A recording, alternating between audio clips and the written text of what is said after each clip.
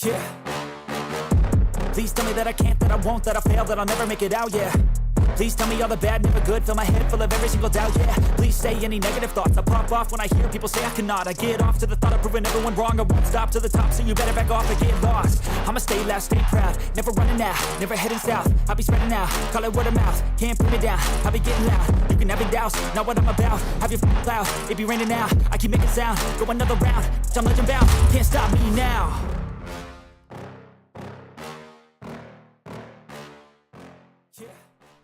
Good evening, BENXT Universe. Welcome back to BENXT. Another scintillating night of action awaiting us on the road to BENXT in the mod basement, our next pay-per-view. Just 2 shows away, very close. But first, is the PlayStation Nation there? Is it? Is it? Hang on. Where is it? Is the PlayStation Nation? PlayStation... Where is... Huh? Hang on. Hello, PlayStation Nation. Oh, they had me worried for a moment there. Despite the fact that I should have the muscle memory to locate the PlayStation Nation. I couldn't find it. I couldn't find it anywhere. My dude, how are you? How are you? How was your day? It's Wednesday night and you know what that means. It's BENXT PlayStation Nation stream time. Hope you're having an awesome day, my dude. Thank you very much, Stephen, for the bits there. Appreciate it. Yes, I've had a good day, thank you. Fit a lot in. Obviously, we streamed earlier on the Worst Games Ever channel. We were playing Rogue Warrior. What a piece of shit that game is. The VOD is now live, which you should watch after the stream, of course. The VOD is now live. I can officially confirm, there's a post going out tomorrow morning, that the speedrun has been approved.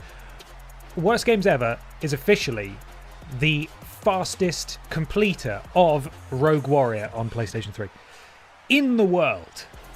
So no big deal. No big deal at all. B-Control, I was so worried about the PlayStation Nation. Don't worry, we found them. We found them. They were just like, they were under the desk. I should have looked there first, and I didn't.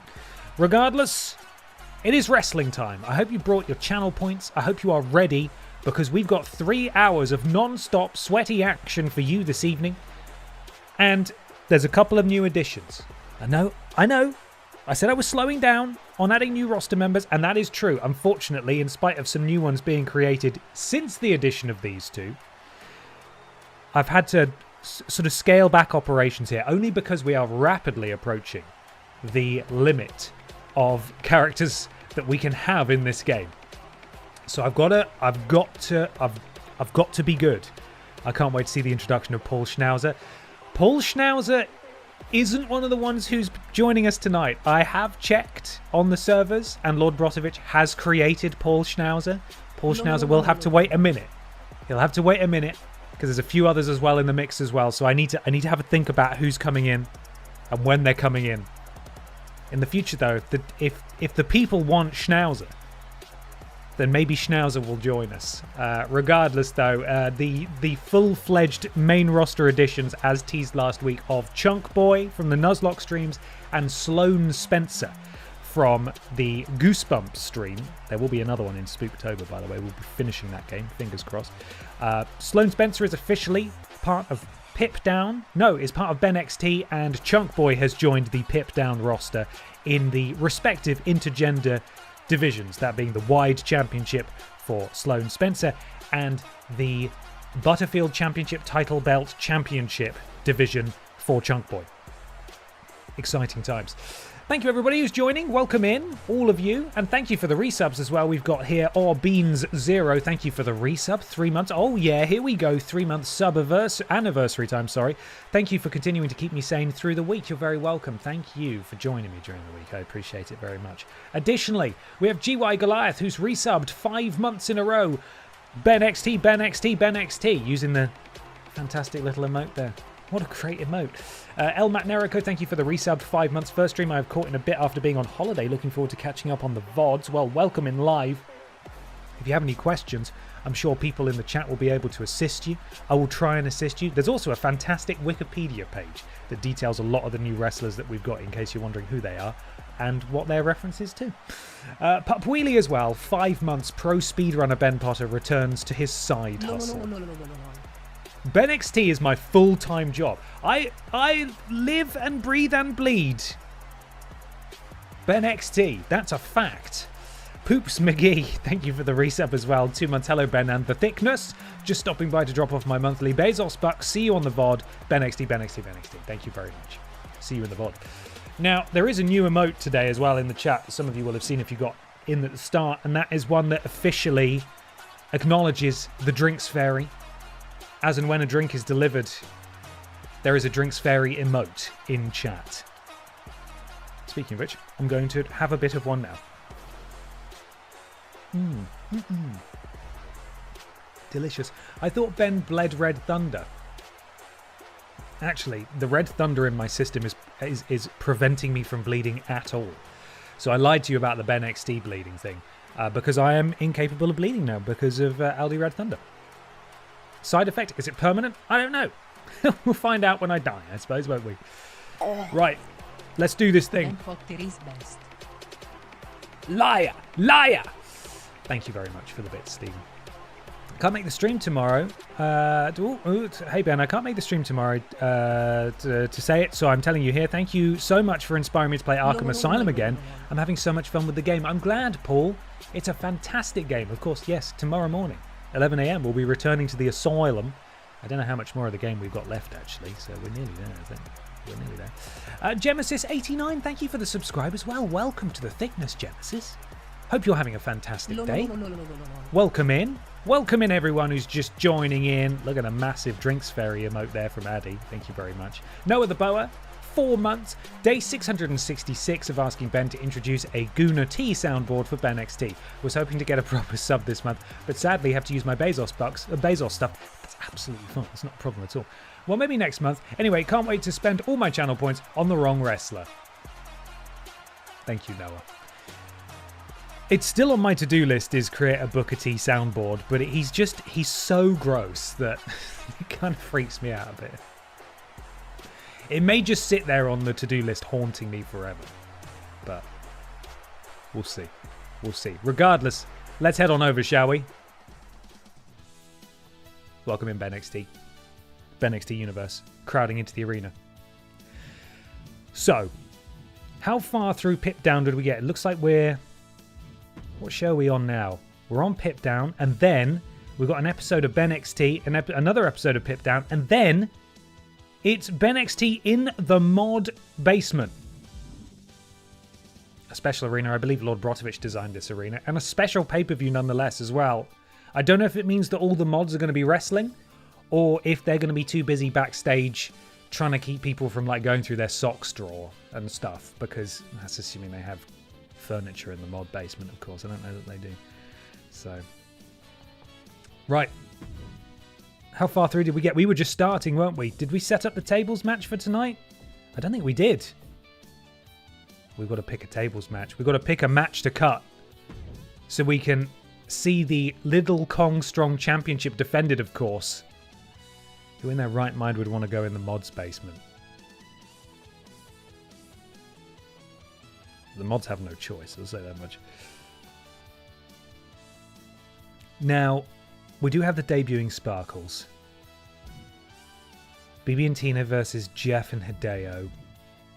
Oh, those two go 2-on-2 tonight as well. The men from PEEVOLUTION, the current Pip Down Tag Team Champions. I think we might have to cut Red Thunder Man, which is a shame because he is the Pip Down Men's Champion, and that feels kind of rude. But we need to cut something. Or I don't know if I care about that match either. Which one do we cut? I think I might cut this one. We're going to cut this one. I'm so sorry to BB and Tina and Team Best Friends. I'm really sorry. But your match is getting customized. Customized match. This will be the weekly title defense. Tables match. 5-way. Continue. It means we have to do the wheel, of course. And who is the current Little Kong Strong champion? I'm not entirely sure, actually. I should know. I think we can filter by... Wednesday already. Love me some BENXT. Number 27, thank you for the very generous bits there. I love me some BENXT as well. It's one of my favourites. I love you, Jeff. Champion. Oh, is it Jeff? Jeff is. Right, Jeff's the Kong Strong champion, I think. God, how is he 2-0? That's insane. Okay, it's a title match. Right, it's time for the wheel. It's time for the wheel. Let's get the wheel out. Who is challenging for this championship tonight? It's wheel time. Let's spin this thing. Uh-oh. She's not a wrestler, but she has been called forward by the wheel. The Drinks Fairy challenges. Two attires look incredible. For the Little Kong Strong Championship. But that's not all. We've also got...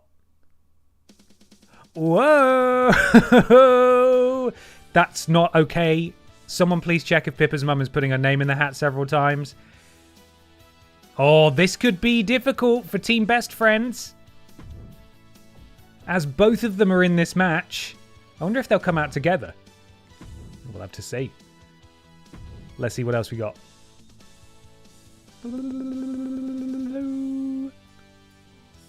Lieutenant Hank Anderson of Team Lickit.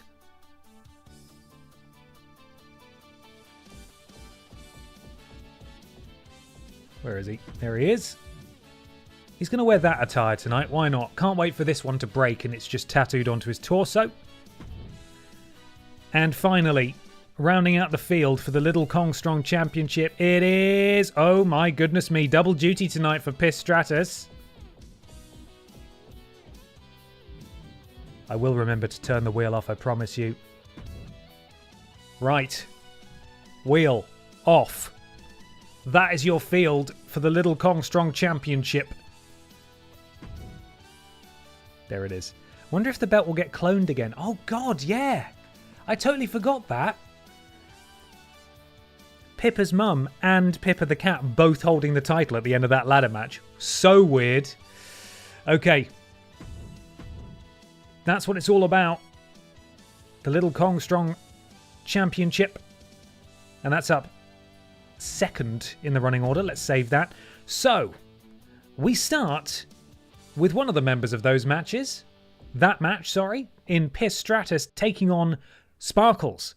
Barbara's, I don't want to say, it pains me to say this, but estranged wife? We haven't seen her or heard from her in a long time, have we, of Sparkles? Hasn't yet made her appearance in BENXT in any fashion. But that changes now. Sparkles takes on Piss Stratus in our opening contest tonight on Pip Down. Don't want any spoilers there, thank you very much. Will Drinks Ferry enter with the belt? Also a good question. I don't actually know. Predictions are now live. Get them in, everybody. Wager those channel points as we begin our first match of the night. Oh, we're already in the ring. Just about to get underway. Oh, hang on a second. That was too close. Corey, is this your doing? You were almost a Absolutely not. This superstar simply You're wants right. to get a closer look Gary, at the thanks action. for saving my life. Get out of the way. I think our guest wants to Jill providing a distraction immediately. She's been trying to distract Piss Stratus for a while recently. You have to focus on your opponent. And how much? Sorry, how many bells did we just get? Was that about 5 bells? Ding ding ding ding ding ding ding ding ding ding ding. Piss Stratus opens up this edition of Pip Down. Immediately sends Sparkles. Sparkles Piss, actually. I mean, they're technically family, aren't they? They are technically family. Imagine having to fight your wife's cousin. Cousin? Oh, yeah. Yeah, I was going to say, I can't remember. The family tree is so complicated at this point. Sparkles planting Piss Stratus across her knee. And now, look at this beautiful neck breaker there from Sparkles Piss. Sparkles got a lot. Oh, beautiful there. Sparkles got a lot to live up to here. The Piss family has been... Good Lord. The Piss family has been doing an awful lot in BENXT and indeed on Pip Down. And the addition of another Piss, albeit through marriage, surely only stands to cement their position. They're standing at the top of this division. Sparkles with the counter, though, into the roll-up. Oh, the referee is taking way too long, and Piss Stratus reversing it. They are going back and forth here. One, and eventually they kick out there. Oh, my God. I don't know what moveset Sparkles has got, but it's absolutely unreal. Piss Stratus saw that coming, though. And now, what's Piss Stratus looking to do? Up to the middle rope. That's a long way. She hits it, though. Goes for the pin. I don't think this is going to do it, to be fair. I don't think it's going to happen. Piss Family Tree is better than Samoan Dynasty Family Tree. I agree. I fully agree. It's long and it's complicated. Big swings here, and then a drop kick from Sparkles, and Piss Stratus is down again. Piss. He just said the word piss. Sparkles is a little damaged so far. I would say that in spite of Piss Stratus not yet holding gold on Pip Down, it's worth bearing in mind that obviously Pip Down is a very young brand. And she went, oh, hang on now. These two trading blows, but I think maybe some shenanigans are about to happen. Sparkles sent tumbling to the outside right in front of Jill Sandwich. Oh, and Jill Sandwich providing some more distraction here to Piss Stratus. She's out of her chair now. I don't like how this is looking here. Oh no, Sparkles. Piss Stratus able to move out of the way. Sparkles colliding with Jill Sandwich there at ringside. And now rolling Sparkles back in. You know, normally you see that go the other way with the distraction being put in place, but Piss Stratus, I think, made Sparkles look like a right div there. And Piss Stratus now has her signature. Up to the top rope. Jill Sandwich is laid out outside the ring. Huge splash there into the cover. Goes Piss Stratus. Is that enough to win it? It's not. Sparkles manages to kick out. Now, Piss Stratus lifts up Sparkles. Piss. Oh, and that's her signature there. That running bulldog. And I think she's immediately going for the finisher here as well. I think this might be good night for Sparkles. Oh, that huge kick to the face. Piss Stratus into the cover. And I think that's going to do it for us here. Sad night for Sparkles. Piss Stratus really just had a number. Made her look really silly indeed. Congratulations, all of you who backed Piss Stratus there. 51% of you, pretty divided. Truth be told. But this was it. The devastating piss kick. That's it. That's what it's called. I don't know why that was a separate replay into the cover. But Piss Stratus stands tall tonight, despite the attempted distraction from Jill Sandwich. And we'll just have to see what happens as this feud continues in Pip Down. And it's a good thing Piss Stratus didn't get too hurt in that match, because she is up again next. And she could potentially put some gold around her waist. Let me take a photo of this music here. Lieutenant Hank Anderson, Pippa's mum, Hideo Kojima, and Jeff Keighley. Jeff Keighley being the Little Kong Strong champion, as well as Piss Stratus. Now, 4 challengers for Jeff this evening, as is usually the case, all selected by the wheel. The goal here, of course, is to put your opponent through a table. First person to do that wins the championship. It's chaos. Absolutely no idea who's going to come out on top. So, let's go, I suppose. Prediction will be live in just a moment. Get ready, everybody, as the Kong Strong Championship is on the line. Find my first music. I don't half label these things stupid names, so I can't find them. Okay, get your predictions in, everybody. We're off to the races.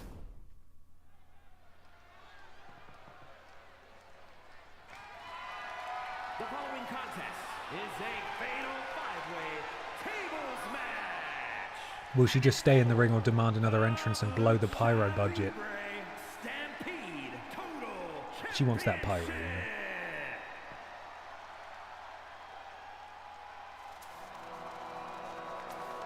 And here he comes. Introducing the challenger, representing Team Hello. Welcome to the Detroit experience. at 270 pounds. Here we go, gentlemen. Huge title match coming up, and a huge opportunity for the champ to prove That hoodie looks really comfy. he is none better in all of WWE right now. I want one of those hoodies. Can I have one of those hoodies, please?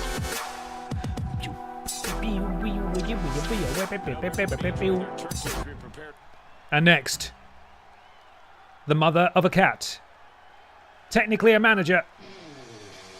But tonight, for the second time, I believe she has been called forward by the wheel.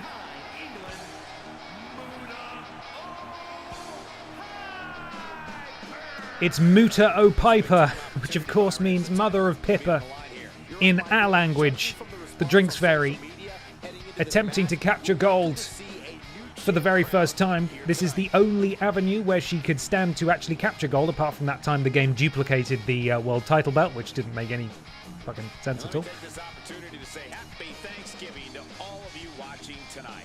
I gotta say, But she has stiff competition. too much turkey, or if it's just Saxton, Stiff competition. it's a good thing this match coming up is gonna give me a little boost. It's Saxton's commentary. In Hideo Kojima and Jeff Keighley, whose music I cannot find. There it is. Ladies and gentlemen, Are they coming out together?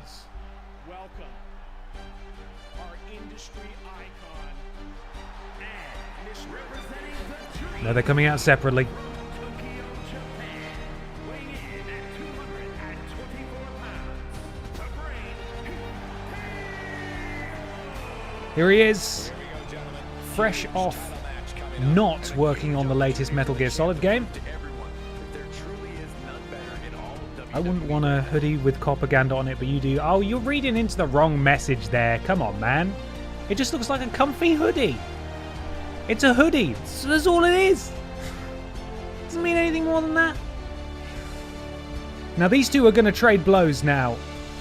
And supposedly they're best friends, so I have no idea how they're going to get along. Presumably they had a hug and a handshake, and maybe a second hug. Just to wish each other good luck ahead of this match. But they have to come out separately. And presumably Hideo stands there with a tear in his eyes as his best friend arrives with the little Kong Strong Championship proudly around his waist.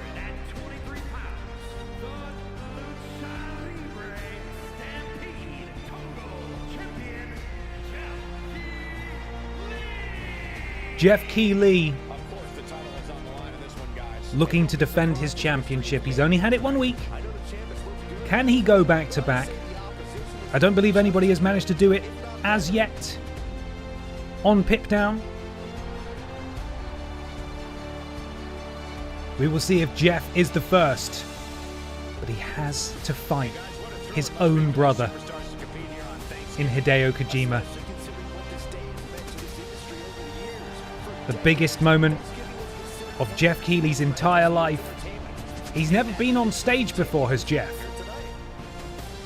He climbed the mountain last week, and tonight he gets a chance to do it again. But he's got to overcome this woman.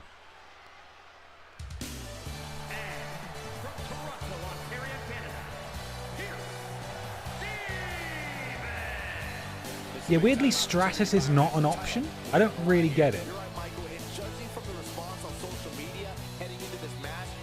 A lot of wrestlers in this game whose names are not available to choose from in the custom name picker. For the announcer to say, Pistratus victorious over Sparkles in the opening match of Pit Down this evening, just a few moments ago. And now she has another chance at gold, I should say, because she's already had a go at gold in that gauntlet match for the Butterfield title, in which she did defeat a couple of people, came very close to winning the gold, but it was Lord Brotovich who came out on top. All she needs to do, though, is chuck someone through a table, and she's done it. Jeff just sort of, oh, I see, seemingly teaming up with Hideo Kojima there against the Drinks Fairy, which isn't very fair. Her vision is, you have to imagine, slightly obscured by that paper bag. And Hideo and Pistratus go one-on-one. Oof, a counter there from Hideo. You see Hank in the middle of the ring. Sent into the ropes, he comes back, and oh, beautiful arm drag there from Hideo Kojima as Jeff Keighley, the champion, continues to attack Pippa's mum, which is not very nice, because she is not an active wrestler on the roster. Jeff, with her hoisted up. Oh my god!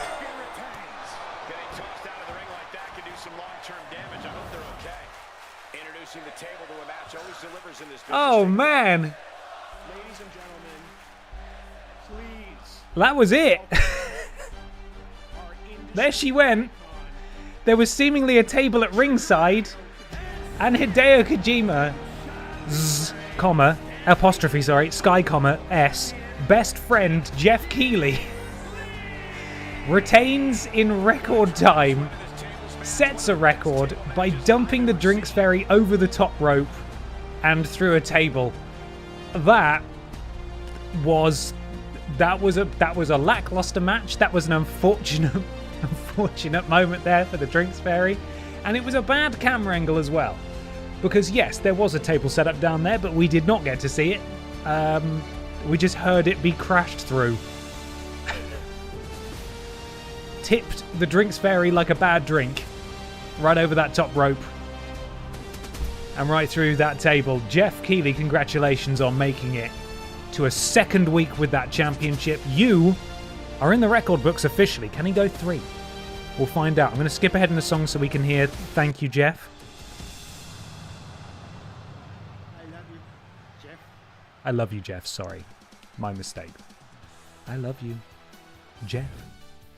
Wow. Well, that match was over quickly. Jeff Keighley, congratulations. Up next, though, the Pip Down Men's Champion is in action, that being Red Thunder Man, after his immensely impressive debut in the multi-man, was it a Hell in a Cell match, I think, that he won the championship in? It was unbelievable regardless. Red Thunder Man, the Pip Down Men's Champion, tonight takes on a former BENXT champion, a former Pip Down, I think, was he the first? I think Brian Michael Bendis was the first Little Kong Strong champion. Red Thunder Man has his work cut out for him. BMB, a very game competitor. And these two collide next on Pip Down. Hey James, how you doing? Welcome in. The fans screaming, "This is awesome," after that lackluster. Didn't know Pip Down had plants in the crowd. Well, here's the thing. Pip Down's a new show. Sometimes you got to pay some extras to come in, do all the chants, all the really niche stuff that you want to get over with the audience, so then you can turn it into a t-shirt. That's how they do things in the wrestling, especially here. Maybe. I don't know. I don't know who runs this thing. I have no clue. I don't know what's going on. A very comics competitor.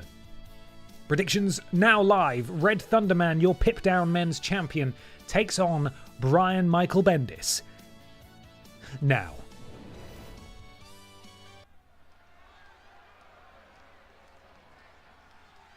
Oh yeah, I am pumped for this guy.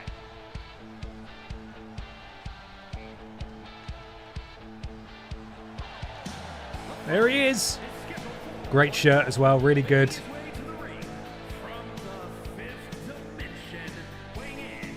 Fifth Dimension is where you go to after you drink too much Aldi Red Thunder, which per the serving suggestion is 1 sip. It's too much. Matches like these, with talent of this caliber, this is why sports entertainment is an art form.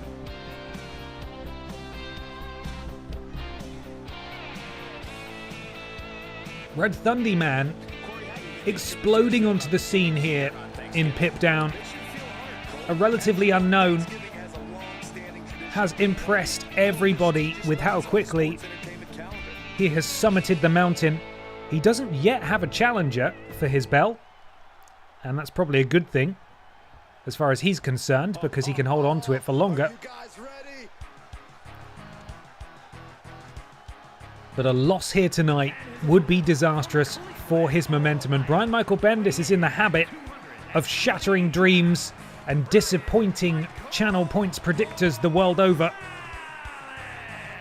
He has wrestled the championships away from many game champions in the past, and BMB looks to continue that trend tonight as he takes on the Pip Down Men's Champion in a non-title match, of course, but momentum's very important. The win-loss record, equally important.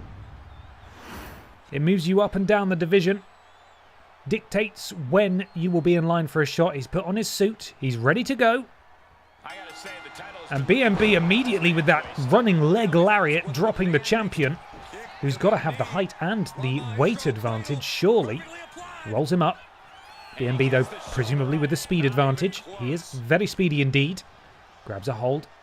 Suplex position, holds him up. Impressive power from BMB, slips out the back door as the champion and just takes the leg out. Good tactical mindset there of the champion. Oh, with the springboard DDT as well.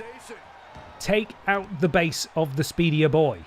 He cannot move as fast if his legs are poorly because of bruises and things. A lot of friction when you have plasters on.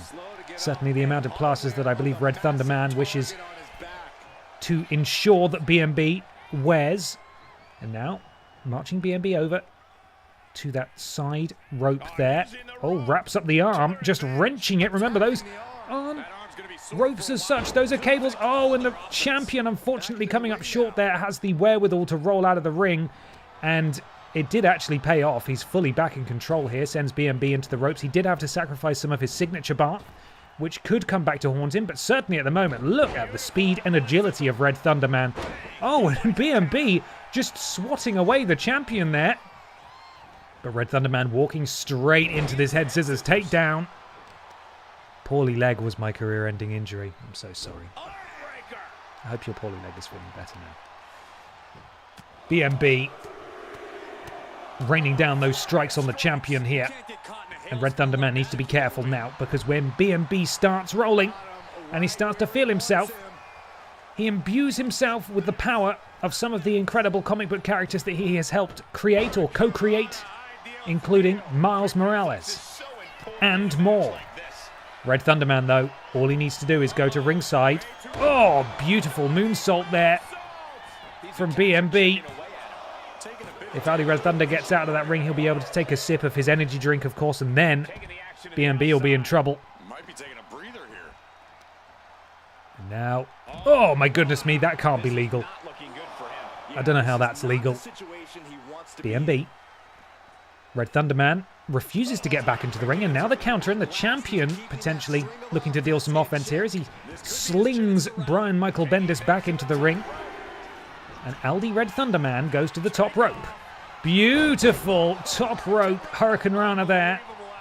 I thought he was going back to the top rope. What's the Red Thunderman thinking here? I'm going to start calling him the Red Thunderman. The Red Thunderman. Brian Michael Bendis sacrificing some of his signature bar to execute that kip up.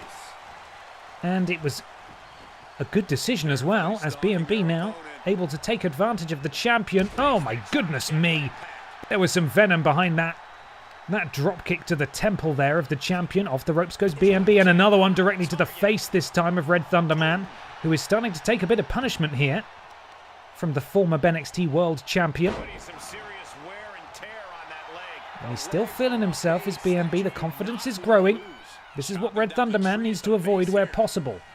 Red Thunderman within fingertips of his signature. And Brian Michael Bendis is the same. Running Bulldog out of the corner. I believe both men. Oh no, it's Red Thunderman who has his signature at this point. Power out at 1 from Red Thunderman, who really needs to try and get on the offense here, but eats another moonsault from Brian Michael Bendis.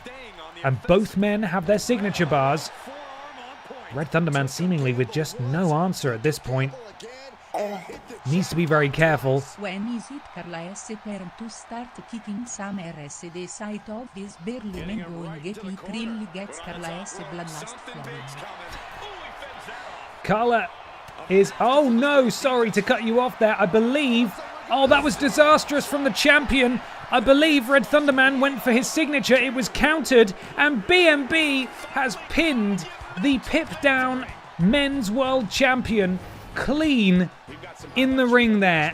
Red Thunderman tried to go for his signature. I really thought the end was in sight and the champion would come out on top, but BMB with the counter, eventually we'll get there in the replays here. You can see him swat it away, and immediately, here we go. This is where Red Thunderman went for it. Counter from BMB, and BMB immediately able to hit that finishing maneuver, and the champion was put out for good.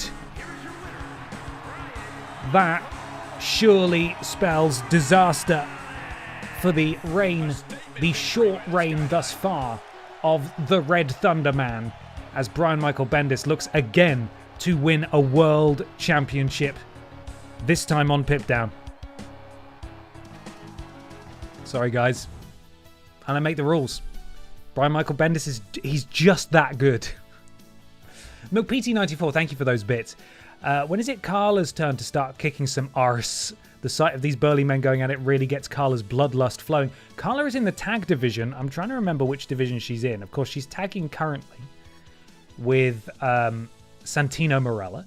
They are in the Pip Down tag title division. However, that wheel for the Little Kong Strong Championship could call her at any time.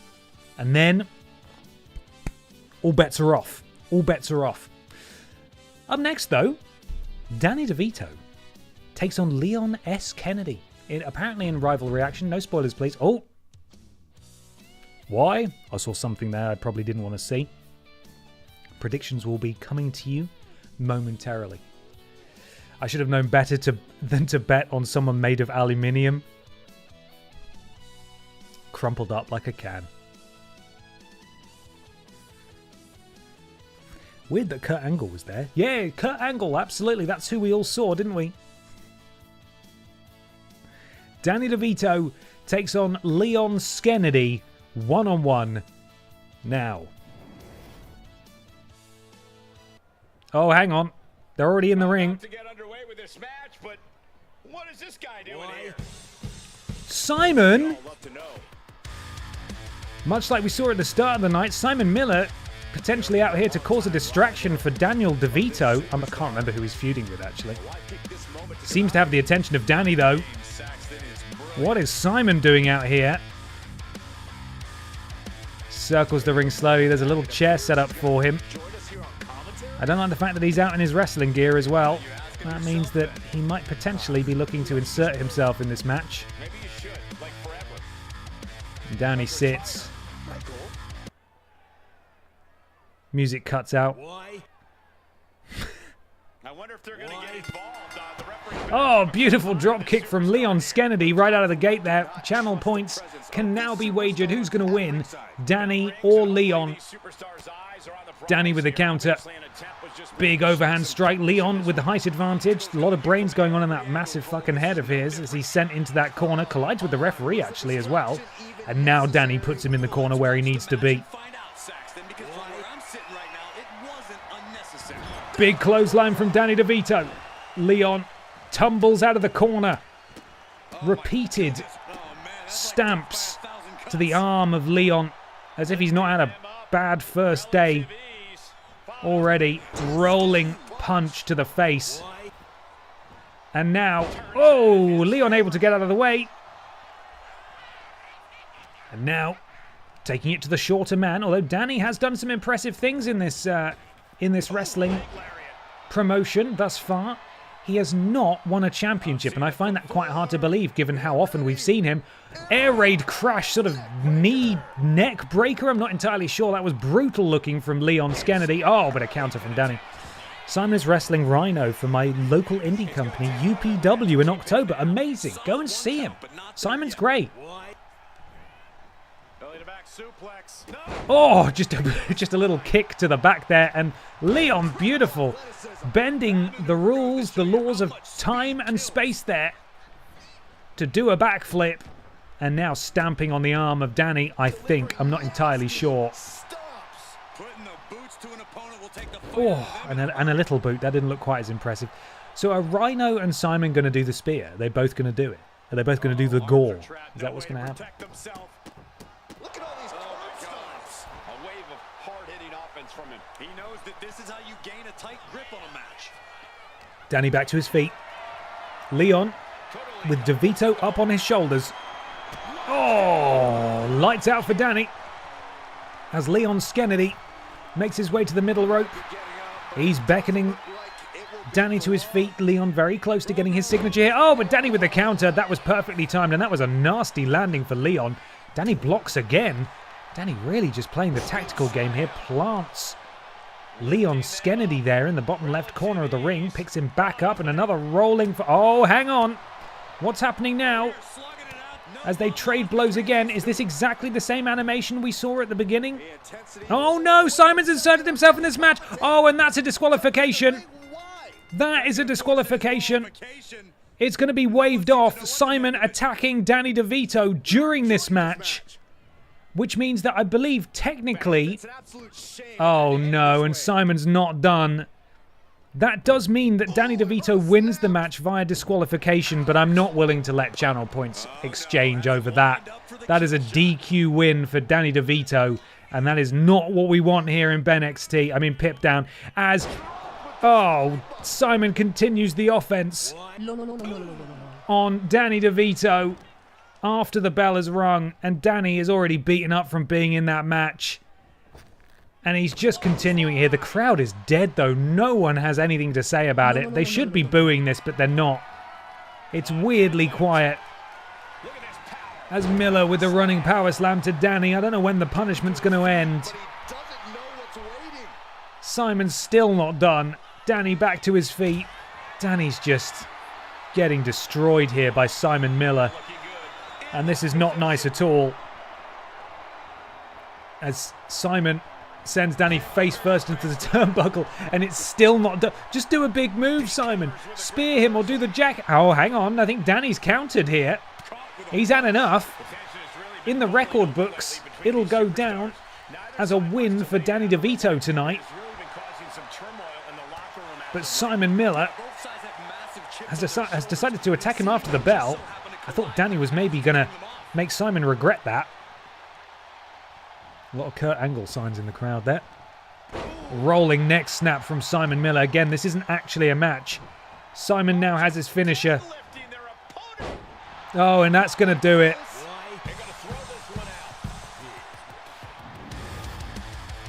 Simon Miller attacking Danny DeVito. Meaning that match ends in a DQ, which is such a shame because that was a good match. And I believe Leon Skennedy was possibly on track to win it. Leon technically losing.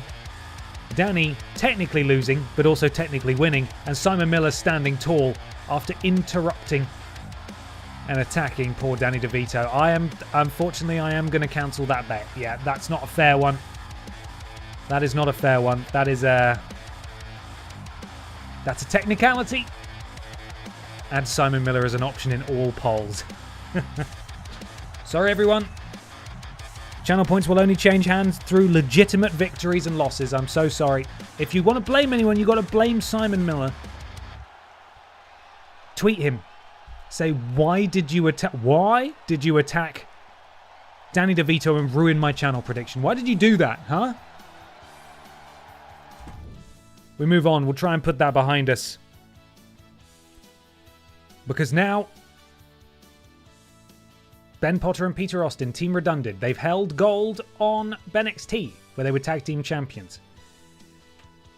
The men from PEEVOLUTION, EE Tim's faction, that being the Wiper, Randy Honking, and the Laviathan Dave Bautista, are the inaugural and current Pip Down Tag Team Champions. If Team Redundant want to stand a chance at being the first team to hold the tag gold on both brands, they need to come out of this with a victory. We'll have to see how this one goes. I skipped quickly over it because this is technically a rivalry. Who is going to be coming out on top? The incumbent champions, PEEVOLUTION, or Team Redundant? Wager those channel points now. They don't have their amazing manager with them like the Raw side of the team did. That's true, of course. Mr. Black was there for some reason. Okay, let's do this thing. Team Redundant. PEEVOLUTION. Now. Oh, they're already in the ring. Oh, Team Redundant not wasting any time. These two immediately going at it. I mean, these four bloody hate each other. This is your main event on Pip Down. As Team Redundant sprint out and they clear the ring, it looks like Randy Honking's going to be starting things for his side, and Ben Potter will be starting things for Team Redundant. Don't know who Ben Potter is, of course, no relation. Have never seen that guy before in my entire life. Randy Honking able to get that strike in first. Beautiful suplex there from Randy. Ben, oh, full takedown there, full mount, and raining down the strike. Oh, actually, I believe Randy Honking may have been busted open there. That flash of red indicating that blood has been spilled as Ben just manhandles Randy Honking and goes over to tag in his partner, Peter Austin. And in comes Peter. And now it's Peter. Oh, who's not able to react in time as Randy Honking, the much bigger man, lands that Thez press and starts raining down right hands. Peter sent into enemy territory. Potentially, yep, tag here. In comes the Leviathan, Dave Bautista. A little bit of tag team offense there. Now Peter using his speed. DDT plants Dave Bautista. Beautiful top rope moonsault from Peter Austin to Dave. And now Peter grabbing that leg, stretching it. Big man is Dave, needs his legs. I say that like most of these wrestlers don't need their legs, but you know what I mean.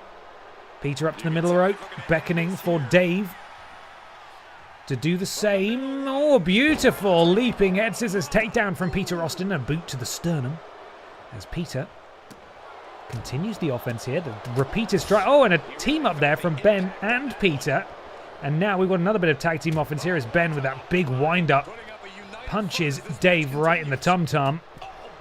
And what's Ben looking to do here is Dave is... Oh, beautiful stunner over the top rope and Dave crumbles to the outside. Ben turns his attention to Randy. Oh, and a counter from Randy. Oh, no, a counter from Ben. Okay, looks like we're going back and forth here.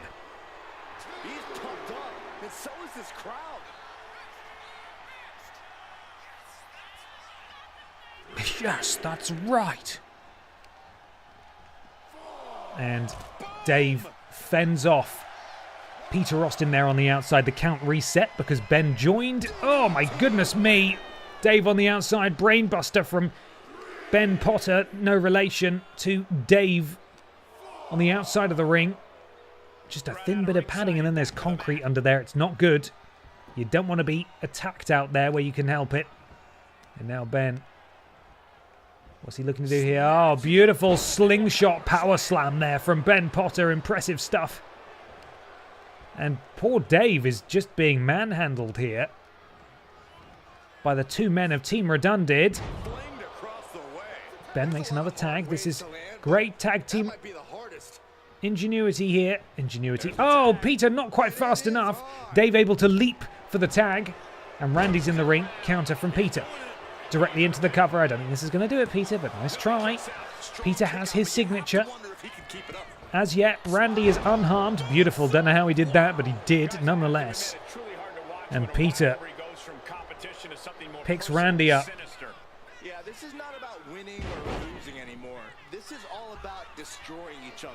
No matter the cost, no matter the You're going for a triple German suplex here? No, we're not. Spins him round. Impressive power from Peter Austin. Into the cover goes Peter. Now, of course, Dave could come and break this up if he thought it was a real threat, but clearly he knew better. They are, of course, the tag champs for a reason. As Peter sends Randy into the turnbuckle. The kernbuckle. And Peter now. Top rope. Randy looking to make a tag, though. Peter needs to move fast. Randy's decided he's going to stay, which is nice. Oh, what's Peter doing? Peter has his finisher. Oh, Randy with the counter. Oh, that was Peter's finisher. Peter tried to use it there. Randy countered, so Peter has now officially lost it. These two just trading places in and out of the ring. Just showing off their cardio. Just showing off their cardio. Impressive work from both of them. Peter. Leg. Taken out by Randy honking. Peter now. What's Randy doing here? Just stretching that leg of Peter Austin in a way it's not supposed to. And now sends him into the corner. Quick tag. In comes Dave.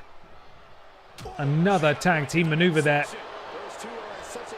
And Peter is now in here with the Leviathan.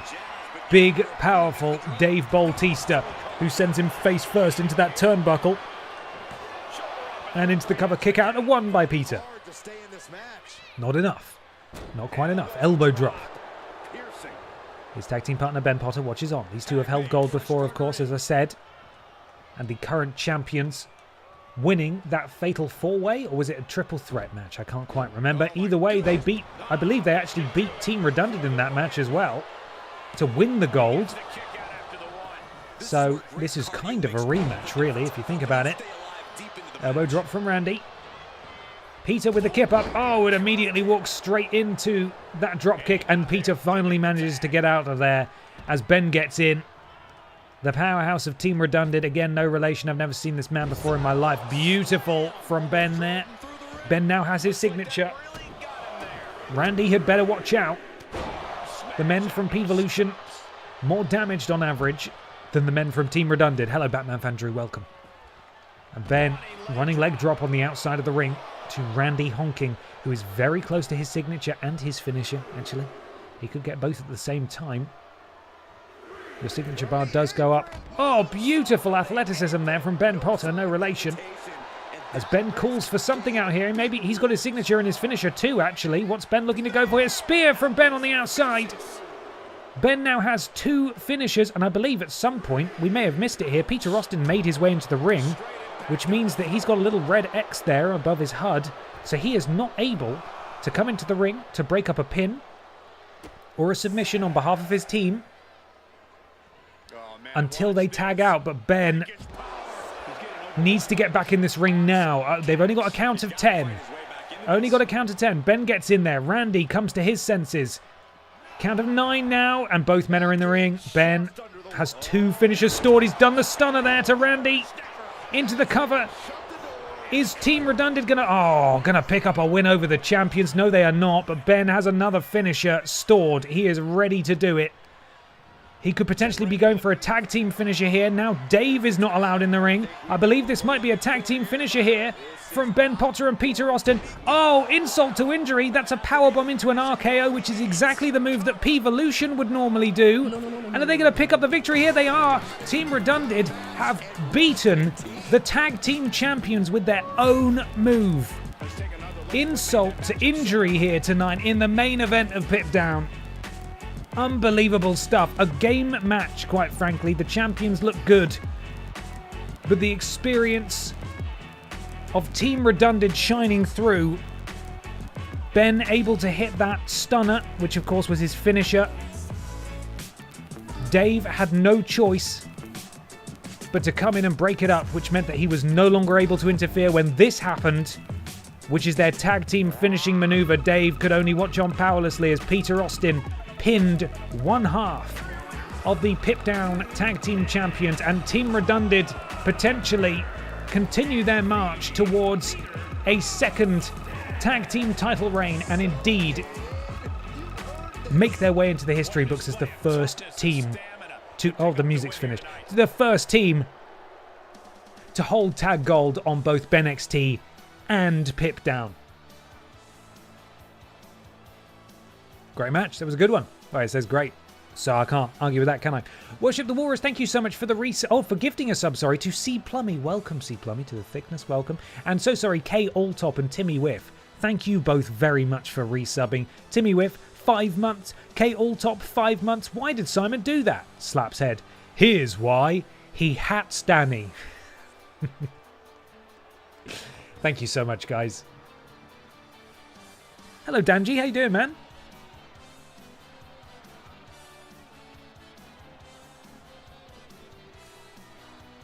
Danji sent me a message the other day and said, hey, I'm working on more of these title belt designs.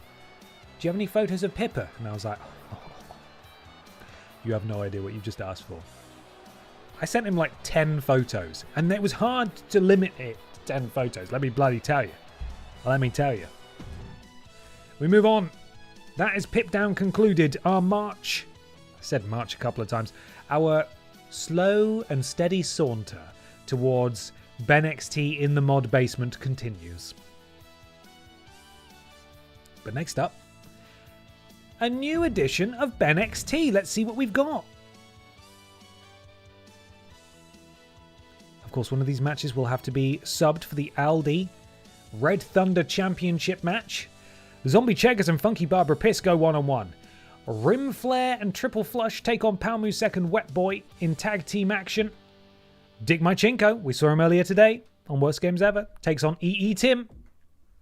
Pamela Anderson and Fisher Price Carr go one-on-one. And in the main event, Alexa Piss, with Barb Pissdottir in her corner, challenges Emma the Bear for the BENXT Wide Championship. What a night of action. I don't know what to cut from that, because I think a few of them are rivalry matches. I think we might have to cut... They're all rivalry matches. Oh man, that's a tough one. Out of all of them, I think we might have to cut Zombie Checkers versus Funky Barbara Piss. Man. There's some good bloody matches in here. Okay, I'm feeling that one. Does anybody have any strong feelings about this match? I'm so sorry, guys. You have been bumped, but one or both of them could be called in for this Aldi Red Thunder Championship match, in fairness, so... You know. Right, let's customize the match. This, of course, the Aldi Red Thunder Championship is a battle royal, meaning eliminations are over the top rope only. Sorry, guys. Why is Zombie Cheggers rated 82? Excuse me. That doesn't seem right. I've also forgotten who the champion is.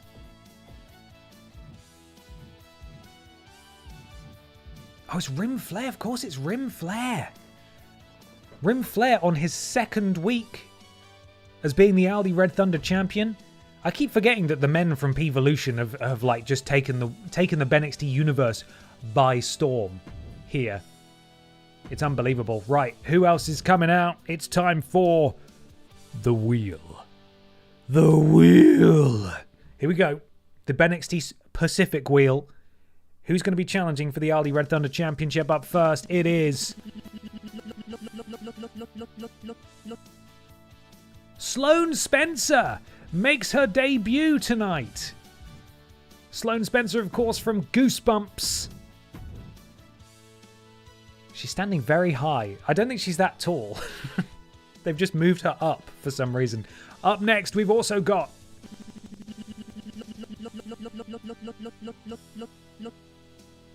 Troweling Badger. Of course. Two-time BENXT Tag Team Champion Troweling Badger. The Twitch Witch is here too.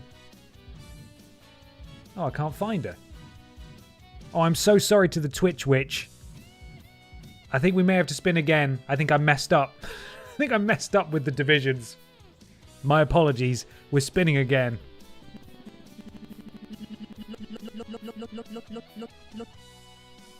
Pamela Anderson, the current BENXT Women's Champion,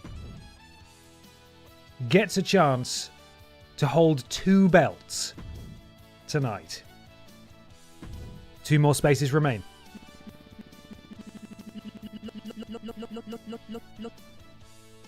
Fisher Price Car. Welcome on in. Both the Fisher Price Car and Pamela Anderson are facing each other later on, so this will be interesting. And the final space goes to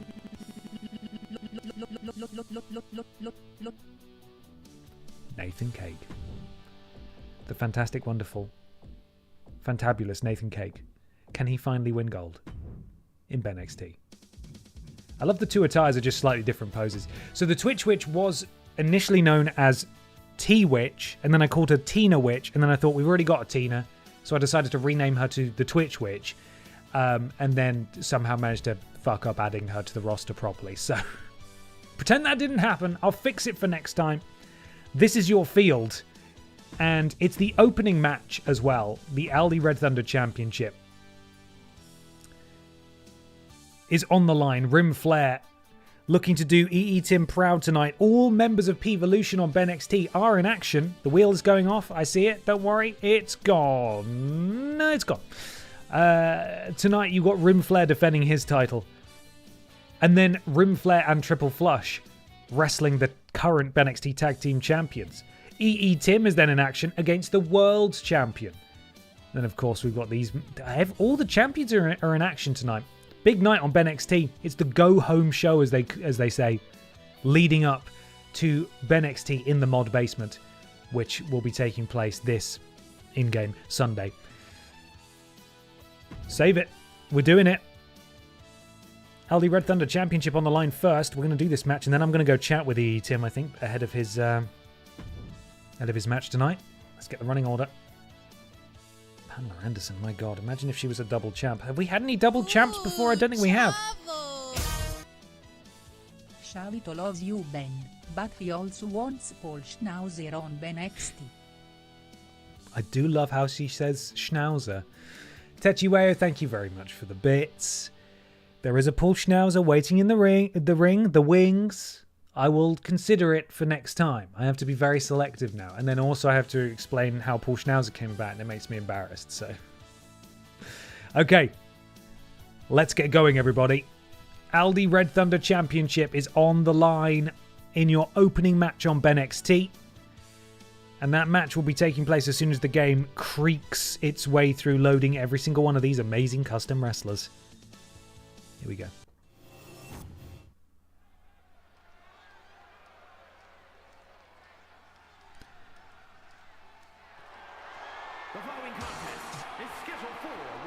Sorry. Itchy trigger finger. The Aldi Red Thunder Championship. And yes, Danji, I am able to move the images around if that helps at all. I can work with whatever you need. Well, here she is. In action later on. She won this title, that being the gorgeous BENXT Women's title belt in surprising fashion over the incumbent champion at the time, Pippa the Cat, who has since been drafted to Pit Down, of course. She's in action later on, and right now she has the chance to dethrone Rim Flair win her first ever Aldi Red Thunder Championship, and become a double champion at the same time. Wager those channel points. You can do so now. She climbs into the ring. Big matches are where this woman thrives, and competing for that But she's got title some stiff is about competition, as big as it gets. including the debuting Sloane Spencer from Goosebumps Terror in Little Creek.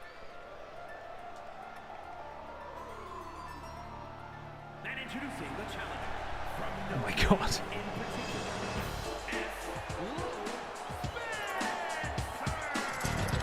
a big-time opportunity, Byron, as the title Oh, she is spooky.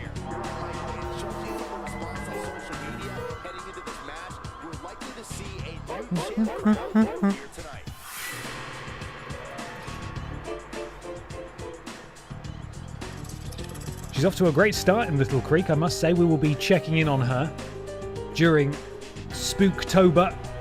Oh god, she's attacking the cameraman. Sloane, stop. Oh, he's gone. She evaporated him, seemingly. So if you've not managed to catch up on the first VOD yet, make sure you do so over on the VODs channel, because we'll be picking it back up one Tuesday during Spooktober month. So the debuting Sloane Spencer there. And now here he is, Mr. Cool Music himself. Yeah, now we're talking.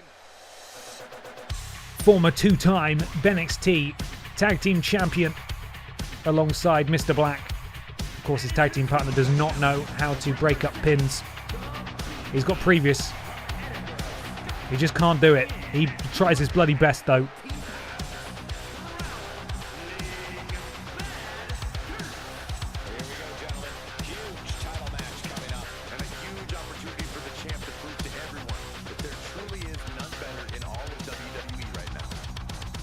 He's got to be seething that this weekend's pay-per-view is called BENXT in the Mod Basement, and yet, as yet, he doesn't have a match on the card, which he takes as an insult. Tell you what though, win gold tonight, and you may just be able to defend it this weekend. But now, here is the champion. All right, I love this guy. I keep forgetting he's got the Dolph Ziggler title entrance. I'm going to make a note to fix that.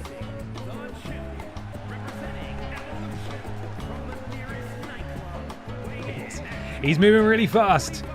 Rim Flare and the representation for PEEVOLUTION over on Pipdown hold gold. EE Tim and Rim Flare's tag partner Triple Flush also chasing gold. It could well be that if Rim Flare can hold on to this tonight,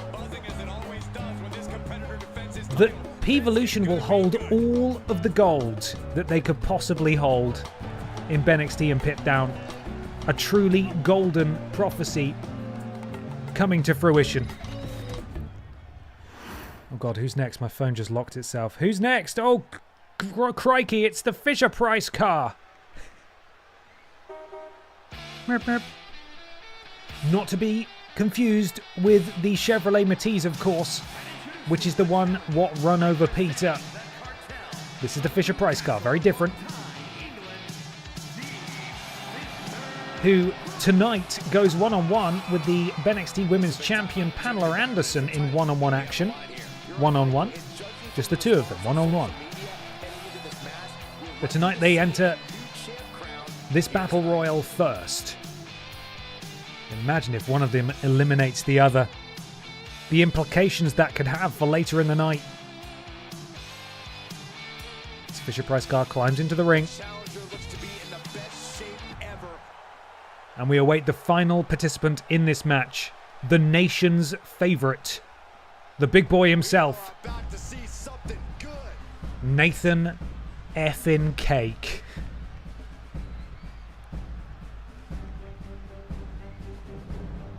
And introducing the challenger from Boston, Massachusetts, weighing in at 309 pounds, Nathan Cake. Here we go, gentlemen. Huge title match coming up, and a huge opportunity. Is it Nathan Cake's time? If there truly is to hold gold. He would like it. He's plundered enough of it from various tombs over the years. Some would say that stuff belongs in a museum. He would say, no, I'm going to sell it. I'm going to kill a load of people in the process, and somehow I'm still the good guy. It's miraculous. The charisma is off the charts for this man. How he has not been indicted on numerous charges in various international courts is beyond me.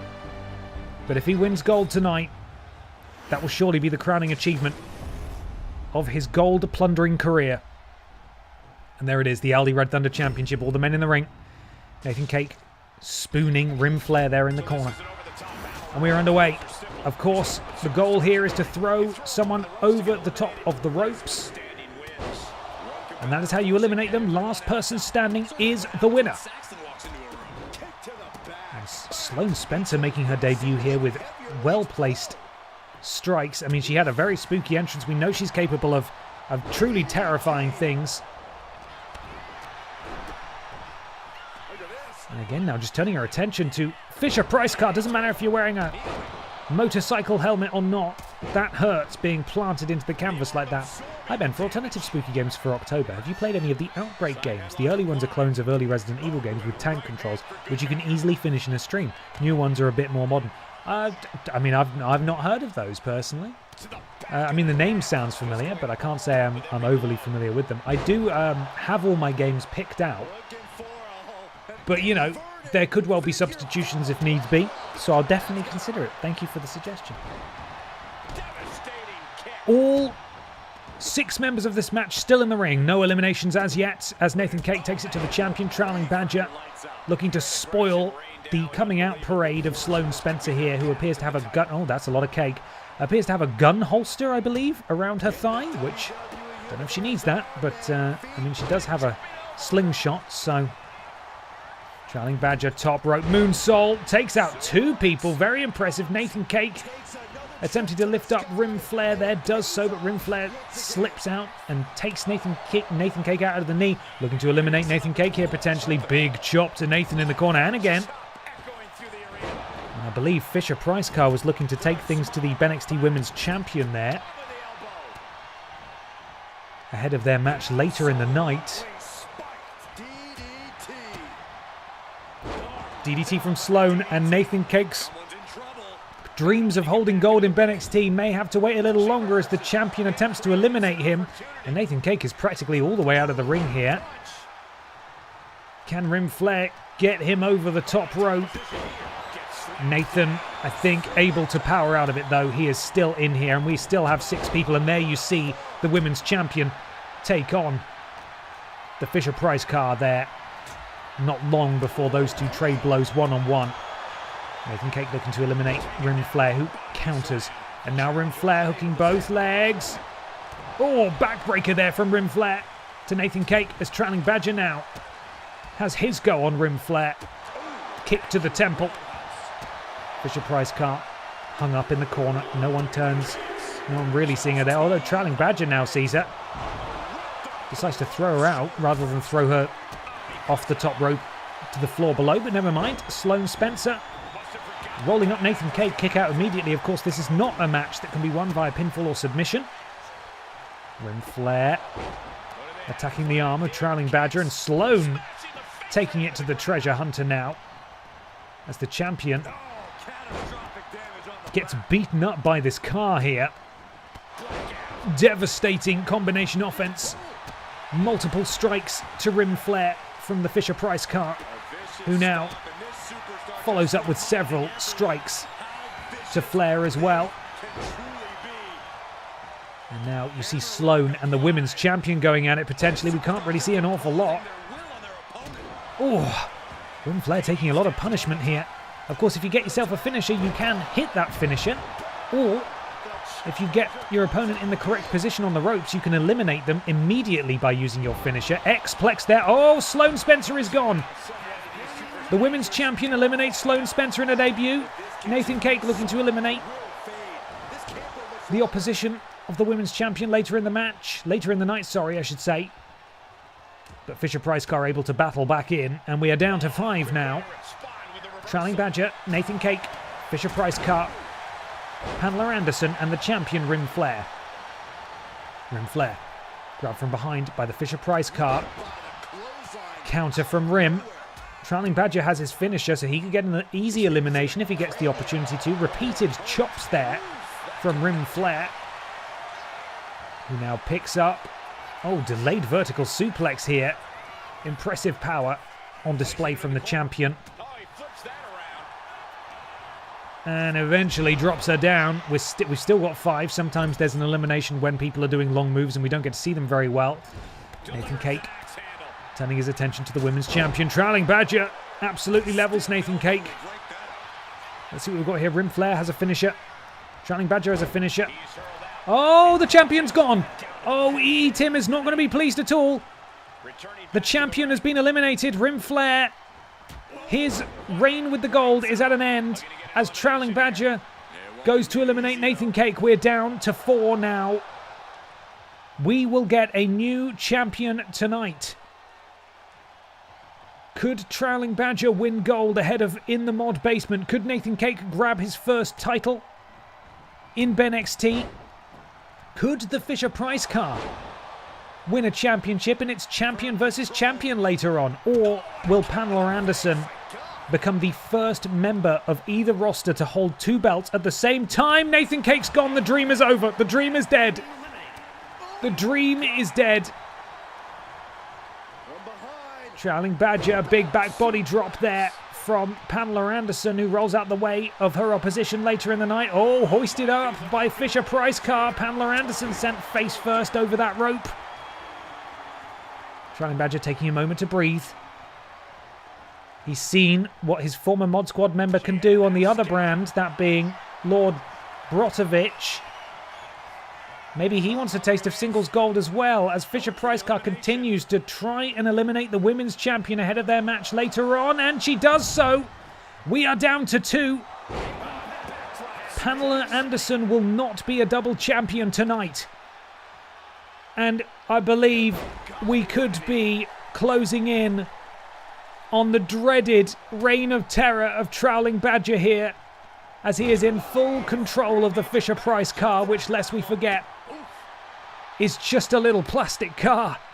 It's just a little plastic car, Trailing Badger. Please have some mercy. He marches the Fisher-Price car over to the ropes. Goes for the regular elimination for whatever... No, I don't know what he's doing. He's going through the middle ropes. That's through the middle ropes. Ref! Ref! Ref, that's through the middle ropes. That's not a proper elimination. Even when he overcomes the odds and he wins a championship, he still has to cheat. Trailing Badger has won the Battle Royal, but he did so by eliminating the final competitor through the middle rope. Clear as day. You can see it there. He is a cheater. But the decision is final from the referee. Oh, it makes me sick to my stomach. But another member of the Mod Squad is a champion in BENXT.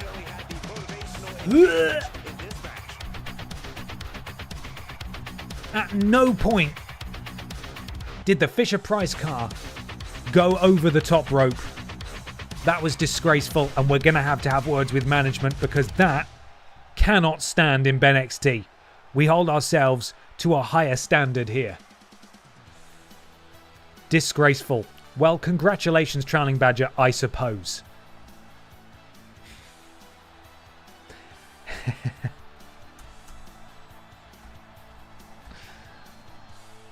Unbelievable. We needed some mod champs for the mod pay-per-view. Hey, at least 2 of them will be champs, right?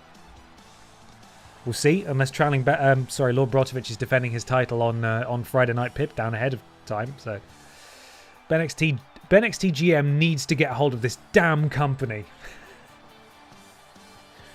Where is that referee? He was trying to fuck on me. Classic wrestling meme.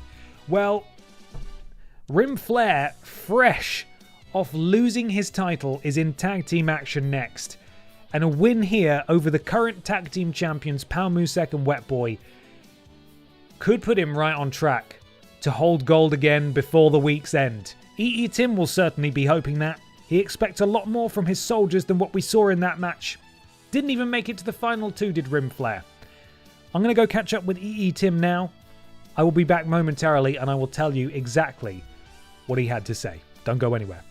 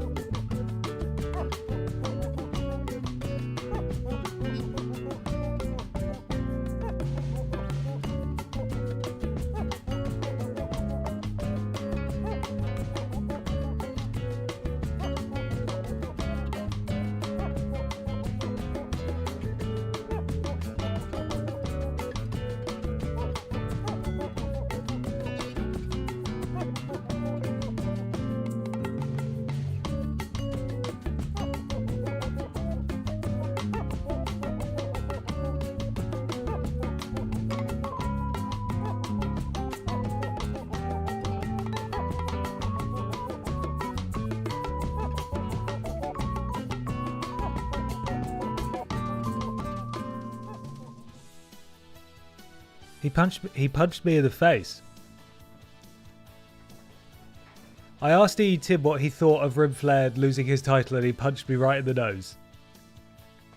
Which we do not condone. We do not condone violence against members of the commentary team. And he will be reprimanded after tonight's match that he has against Nick Majinko. It's not on. It's not okay. I don't deserve that. I thought when he was being rude to Ben G during the streams over the weekend that, you know, it's fine. You could bully Ben G. I don't care. But I never thought the violence would be against me, and I'm disappointed. Quite frankly, in EE Tim, I expect better of him. And I may need to go to the bathroom again this evening. And if Rim Flare and Triple Flush don't win this match, I am honestly scared. I might just have to go to the toilet in a nearby pub or something, because I don't think I can go in there anymore. Speaking of which, up next, Rim Flare and Triple Flush take on the BENXT Tag Team Champions Los Pokémon. So get your channel points wagered, I suppose, because this is a rivalry match. I believe Los Pokémon, the incumbent champions, have had the overwhelming advantage so far in this particular rivalry.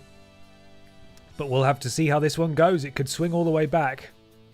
I think my nose is feeling a bit better now. I'm going to remove the tissue from my snoot. But predictions coming your way in just a second as we see PEEVOLUTION's men under a lot of pressure tonight to perform. Let's see if they can make it happen for him. Oh no! Oh boy.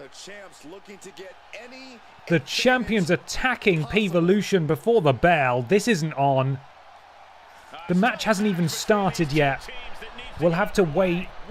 We will have to wait until the bell rings to see if this is actually an official match or not. Wet Boy has made his way into the ring. Pal Musek, though, is absolutely unhinged here, unchained, attacking Triple H. And then a basement drop kick to Rim Flare, who has just wrestled, lest we forget. I think, did the titles just phase out of existence? Referee is at a count of 6 now, as Pal Musek goes to the top rope. I don't know who the legal man is. I believe it's Rim Flare for PEEVOLUTION. He rolls in. Pal Musek gets in. Has the bell rung yet? I don't know if this is an official match yet. I mean, they're there and they're ready to tag in and out, but I didn't hear a bell. Yeah, referee is counting. We've got... If a tag happens here, this is surely a match. I'm going to assume this is a... I say we do the predictions, if indeed the predictions haven't started yet. And if it's just a brawl, maybe we cancel and refund because brawls are stupid. But this appears to be a match, even though none of us have heard the bell ring. And PEEVOLUTION are taking it to the current tag champions, one half of, I should say, Pal Musek, that is.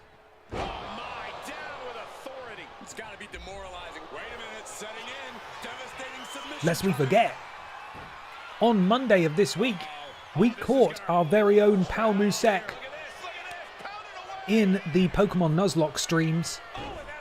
He's not part of the team, but he is in the box, and we've got a Pal Musek now, which is very exciting. Off the ropes. Oh, Rim Flare just wandered straight into that. Pal Musek lifts up Rim Flare. Sends Rim Flare towards Wet Boy. And we may be looking for some tag team offense here. Tag made. Wet Boy in. Pal Musek lifting up the arm. Oh, and Wet Boy just laying it in powerfully to the ribs. Oh, and again, repeated strikes to the ribs and just throwing Rim Flare away like he's a piece of rubbish.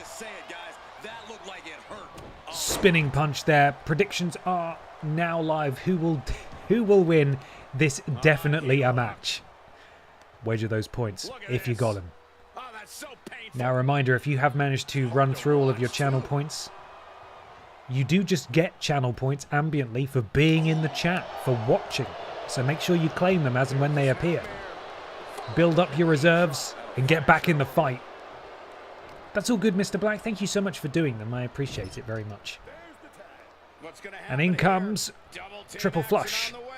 Tag team offense. Lifted up. Oh, my goodness me. Beautiful. I don't think Rim Flare can actually get his leg that high in real life. That's crazy. As Wet Boy, oh, goes after Rim Flare there. Thought maybe that distraction might not be the best idea for him. But even so, big splash from Wet Boy to Triple Flush, who is starting to hurt now. The tag champions very much taking control of this match. Tim glaring somewhere in the background.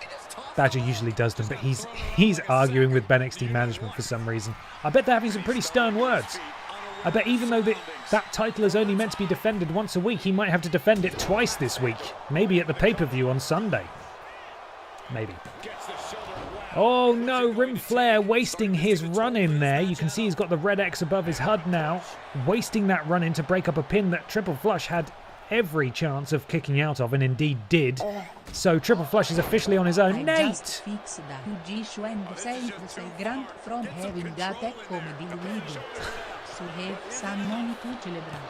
Nate, thank you so much. Really appreciate that, man, and congratulations on doing Big Brain and avoiding the tech coming to visit to fix it. Thank you so much. Thanks, man.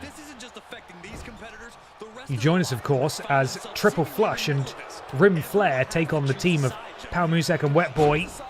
German suplexes here from the powerful Wet Boy. Spin out, clothesline, turns Triple Flush inside out. Wet Boy going for his finisher here, and remember that Rim Flare is not allowed to come and break this up because he's already broken up a pin, and Triple Flush is in real trouble now. Is he going to be able to kick out? Is it going to be a really bad night? Oh, it's such a bad night for Tim as the Pokey Boys walk away with the victory here. My goodness me, from bad to worse. Tim punched me in the nose when I went to the bathroom a minute ago.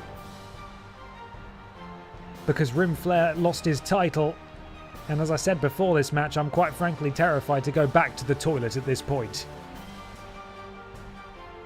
The mood is souring as EE Tim's best laid plans for PEEVOLUTION begin to fall apart.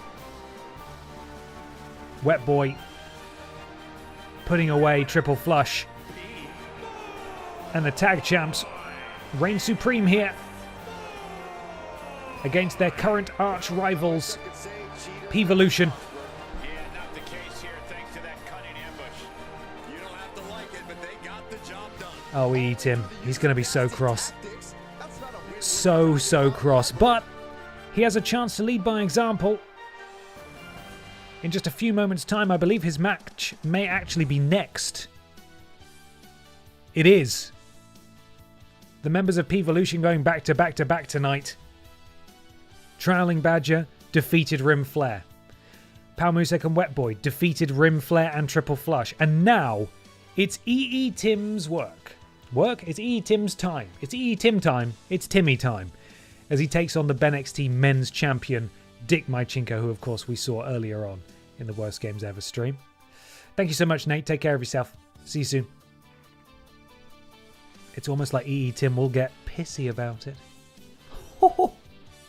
Certainly is.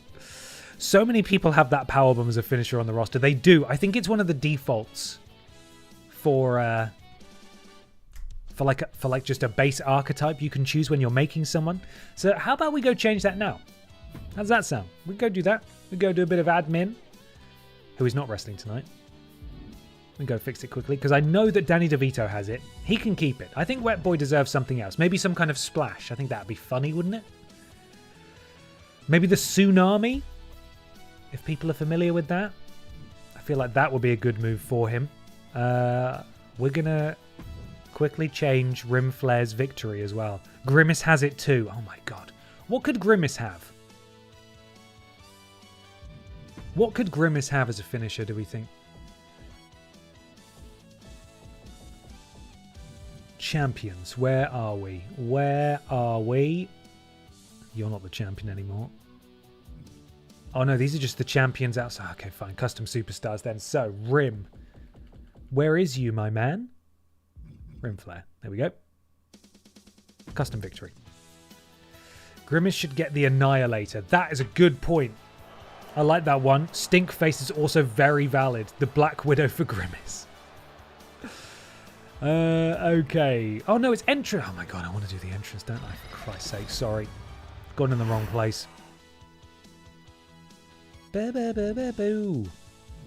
Boo. Boo.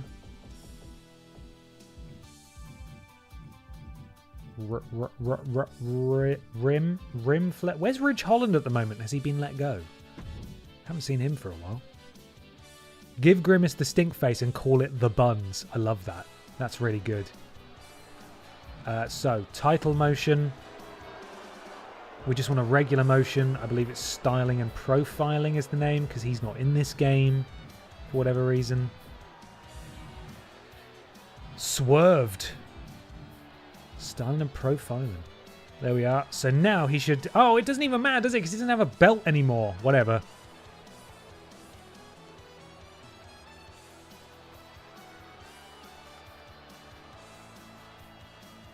Is that it? No, Styling and Profiling 2 is what he has already. So let's match it. Styling and Profiling 2. This is the one. Cool. Save that for Universe Mode as well. Lovely.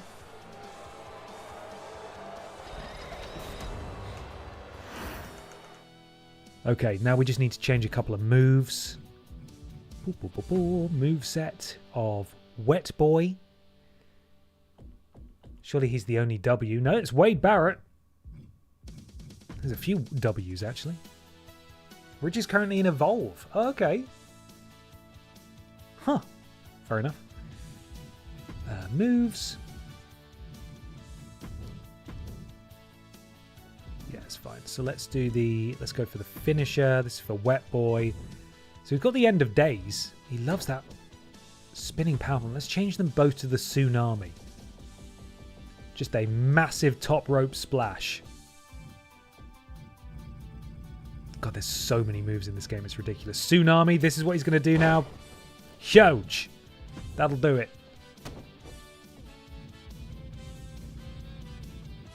Tsunami. There we go. Perfect. Save that. And now Grimace. Ridge is still with WWE, but he's got a bad gimmick where he's calling himself the Steam Pig and has to explain it's a rugby thing. I don't even know what that... I sort of know rugby, but I don't know what the Steam Pig is. That's mental. The Steam Pig? Oh, bud. God's sake. Right. There's the Twitch Witch, by the way. The other one was Grimace. Gah. Grimace. Gah. Gah. Grimace. There she is. Moves. Displaced 80, thank you so much for the resub. 5 months, the splashback. Is that what we're calling one of EE Tim's moves? Right, so she's going to do... She's got a GTS, which I don't think I've ever seen her do. That's the war crime knee. I don't like that. That's what Dick Manchinko does. So we're going to change both of these. One to the Annihilator and one to the Stink Face, and we'll just see what she does. And down we scroll through all of these crazy moves. There it is. So this is one of Grimace's moves. Headbutt. Drag it out. Middle rope. Drop the nuggies. Drop the nuggies down. Good. And the other one will be... Is it called the Stink Face in this, do we think? Will they have given it something else? I unironically love admin. This admin in particular, because I always feel bad for distracting from the action. But sometimes it needs to be done, you know?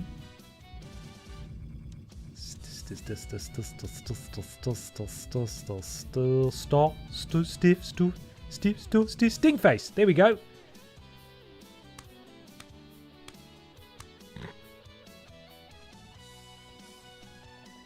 Whoa, devastating. Absolutely devastating. It's very Grimace. Very Grimace. 2 corner moves. Absolutely. Why the fuck not? She's Grimace. She can do whatever she wants. And she will. Right, save that. There we go. I feel like I need to double check Dick Manchinko now.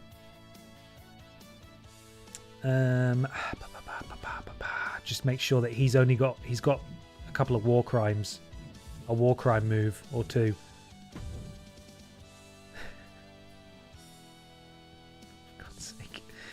Who has created a character called Paul Schnauzer? And by character, I mean, who is in the chat as Paul Schnauzer? Why have you done that? Why would you do that? Why have you changed your name to Paul Schnauzer? Fuck's sake. Will I ever be rid? Will I ever be rid of Paul Schnauzer? As we're approaching the custom wrestler limit, have you considered polling your patrons on who should be cut from the roster to make 2 rooms? I mean, that's a lovely idea, but I don't have any patrons, personally. Yeah, I mean, we are going to have to make some roster cuts at some point. We are going to have to, I think. But it's clear that the people pine for Paul Schnauzer. So, next week, there is no BENXT. But the week after... I promise you, I will do my best to bring Paul Schnauzer along. Hashtag we want Schnauzer.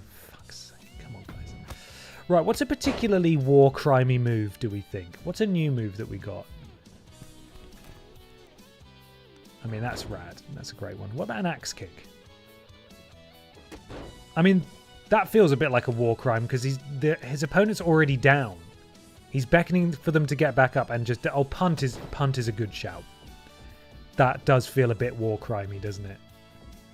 And I think those of you who are not aware of what the punt is will agree when you see it. Punt kick. I mean, that looks pretty tame compared to what it was in real life, but he just kicks them in the head, basically. So yeah, let's go for that. Oh, you know what? Actually, yeah. Curb Stomp does look a bit more brutal, I think, than that punt. In principle, I agree with the punt, but I think... I think the curb stomp is particularly horrible. Where is it? Is it the curb stomp? Am I going insane? Why can't I see it?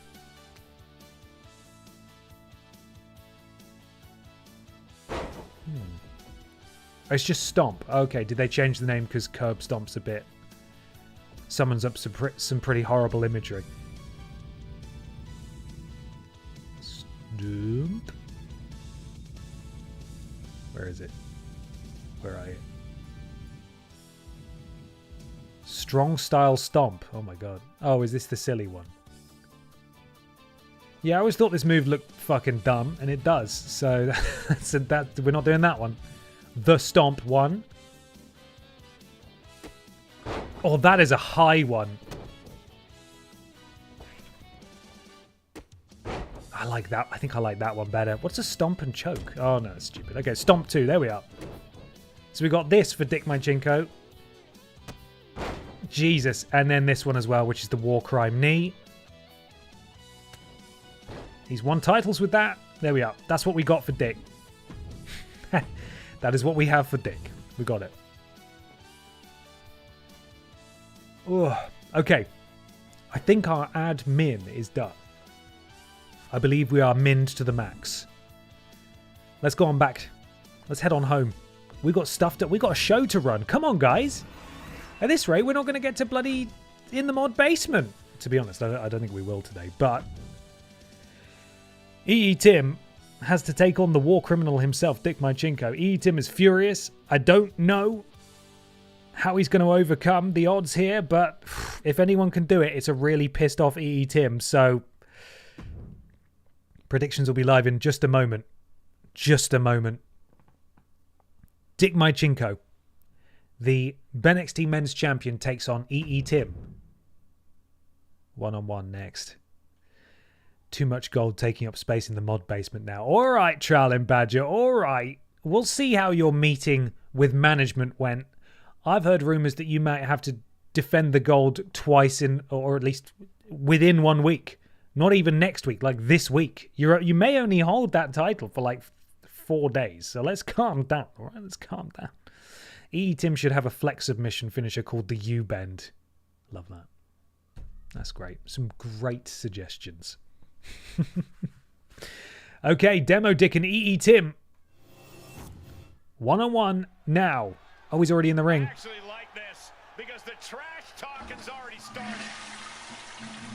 It is very clear these superstars do not like each Uh-oh. other. Oh, we're not going to wait any longer. The match hasn't even started yet. And these superstars couldn't care Referees, I was going to say, the referee's finally doing his job here, trying to break them up. Well, the ref has got to take control of the situation. Can we please Oh, of get this course. match started? Demo Dick had a promo last week and he said that he was going to win this match in under 5 minutes. EE Tim looking to make him eat those words. Haven't heard a bell ring, but at least that bit of HUD in the top left seems to imply that it's a real match. EE Tim wrenching the neck of the champion on the outside of the ring here. Of course, this match cannot be won out here unless there is a count out to 10, but there is no count out, so I think the referee's probably waiting for them to get in the ring, at which point the match will officially start. EE Tim is in, and he is feeling himself. He's pissed off as EE Tim. He punched me in the face. All the men of PEEVOLUTION have let him down this evening. And he exits the ring. Oh God, will they not get back in this ring? Dick Mychinko back to his feet, driving the knee to the face of EE Tim. Gets in the ring, and are we going to hear a ref? No, we're still not in the ring. Dick Mychinko just absolutely leathering EE Tim with those strikes, and now both men are in. There goes the bell. Okay, this match is underway. Tim sent into the ropes. Dick ducks down, jumps over, grabs a hold, knee strike to the midsection, kick to the back of the head, moonsault as well. Dick Mychinko does not have long to win this match. I don't think he's gonna complete this self-promo challenge that he set for himself. It's funny that this is Dick's second speed run today. God, that's very true. Ben, any chance we might see someone called Davalex? We don't have anyone on the roster called Davalex at the moment. We have someone called We have Blast, representing Blast Games, but no Davalex as yet. Tim, really taking it to the champion here, and Tim has his signature already into the cover. Oh, and Dick powering out there. Dick the Power Dick, as he's known in some circles, very specific circles. Demo Dick. Oh, Demo Dick's been busted open, actually. I believe Dick Bojinko is bleeding from the forehead. Springboards, forearm. Tim drops out of the way. He's got his signature. Tim leaping implant DDT. He's taken the champion down into the cover. Oh, and Dick Bojinko just managing to stay in it. Tim has his finisher, though. He's calling for it. Tim may end up beating the champion before the champion can beat him.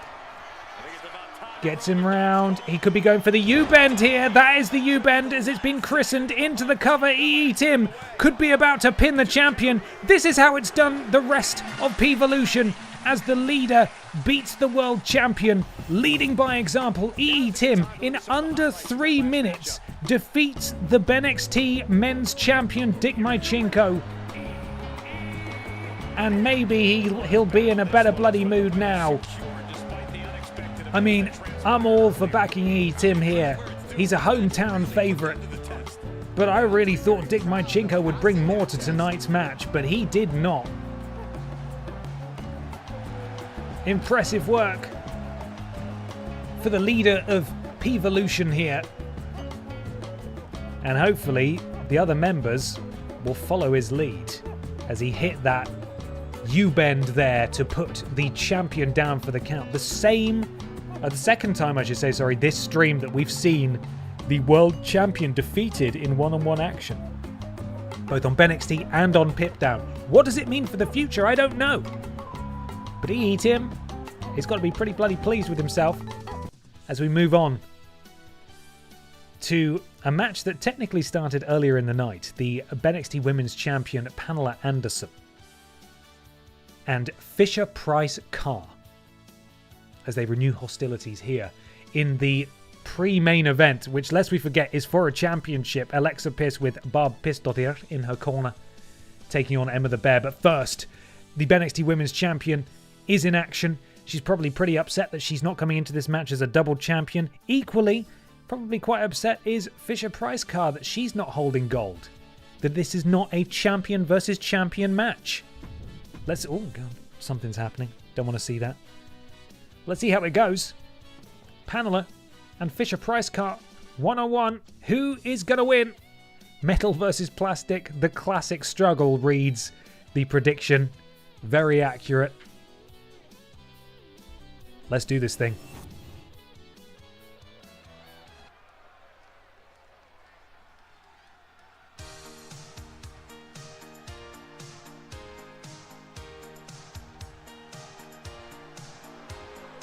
You know who I miss? The Dark Picture Pals. What are they doing? What are they up to? Making her way to the ring from the boiler room, the NXT Women's Champion, Steel Pamela. The WWE Universe delivering quite a reaction. Perhaps the most highly anticipated. God, that belt looks fantastic, doesn't it? The Dude Brothers, thank you so much for gifting a sub to the Old Librarian. Welcome to the thickness, the Old Librarian. You know what? It's a special treat just for you. Oh god, where am I?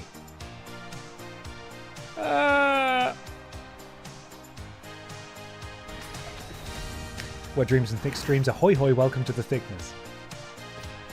But we're not done yet. She's still got her music playing because she's the champion, and that's not very fair. Call it champion's advantage if you will. It's the Fisher Price Cup. From Newcastle upon Tyne, England,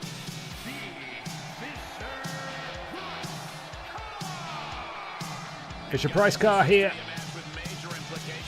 Could this be the third time this stream that a non-champion has defeated a world champion? Dick Bojinko fell to Tim. The Red Thunder Man fell to Brian Michael Bendis, hello PlayStation Nation, and now Fisher Price Car potentially looking to repeat this history as she takes on the BENXT Women's Champion, Pamela Anderson. Let's see how it bloody goes. Now. God, the music cuts out a little bit too soon for my liking. I wish I could fade it out, but there we are. And Ric Flair lost too. True, but that was a title match. So he lost his belt. The world titles, the men's world titles, are in chaos at the moment as both world champions come up short. Could the same happen now as Pamela Anderson takes control early on? These two did trade blows in the opening match, of course, for the Aldi Red Thunder Championship. Neither of them able to come out on top. Sticking in the craw a little, potentially here. Springboard, drop kick, and Pamela Anderson just bats her away. Sorry, Fisher-Price car, I should say. Pamela Anderson sent into the corner. Big kick to the midsection of the champion as the Fisher-Price car hoists her up on her shoulders. Not quite. Oh my goodness, sets her up. Oh my goodness, super kick to the nose of Pamela Anderson. Directly into the cover goes Fisher-Price car. A little bit optimistic there. Kick out at 1, very close to 2. Not quite though. Fisher-Price car out onto the apron. Decides to get back in, showing how good she is at going through ropes. And we can't disagree. We just saw it. We just saw it. Scandal. As it turns out, Streamer is not personally becoming wide, but instead layering a widened image over his normal one. Please don't tell me what. Please don't tell me what. Leg drop to the leg. Miss this legs will be proud there, I believe.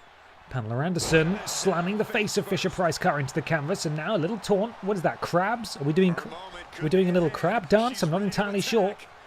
Calling for something. Springboard whiff, really, quite frankly. A springboard whiff. Caught enough of it to drop Fisher-Price car. And Pamela Anderson continuing to go to work on the legs of Carr. I don't know if cars have legs, but seemingly still able to target them is Pamela Anderson. That's why she's a champion, I suppose. She knows the car anatomy like nobody else. Up to the middle rope. The axle, sure. The axle, the wheels.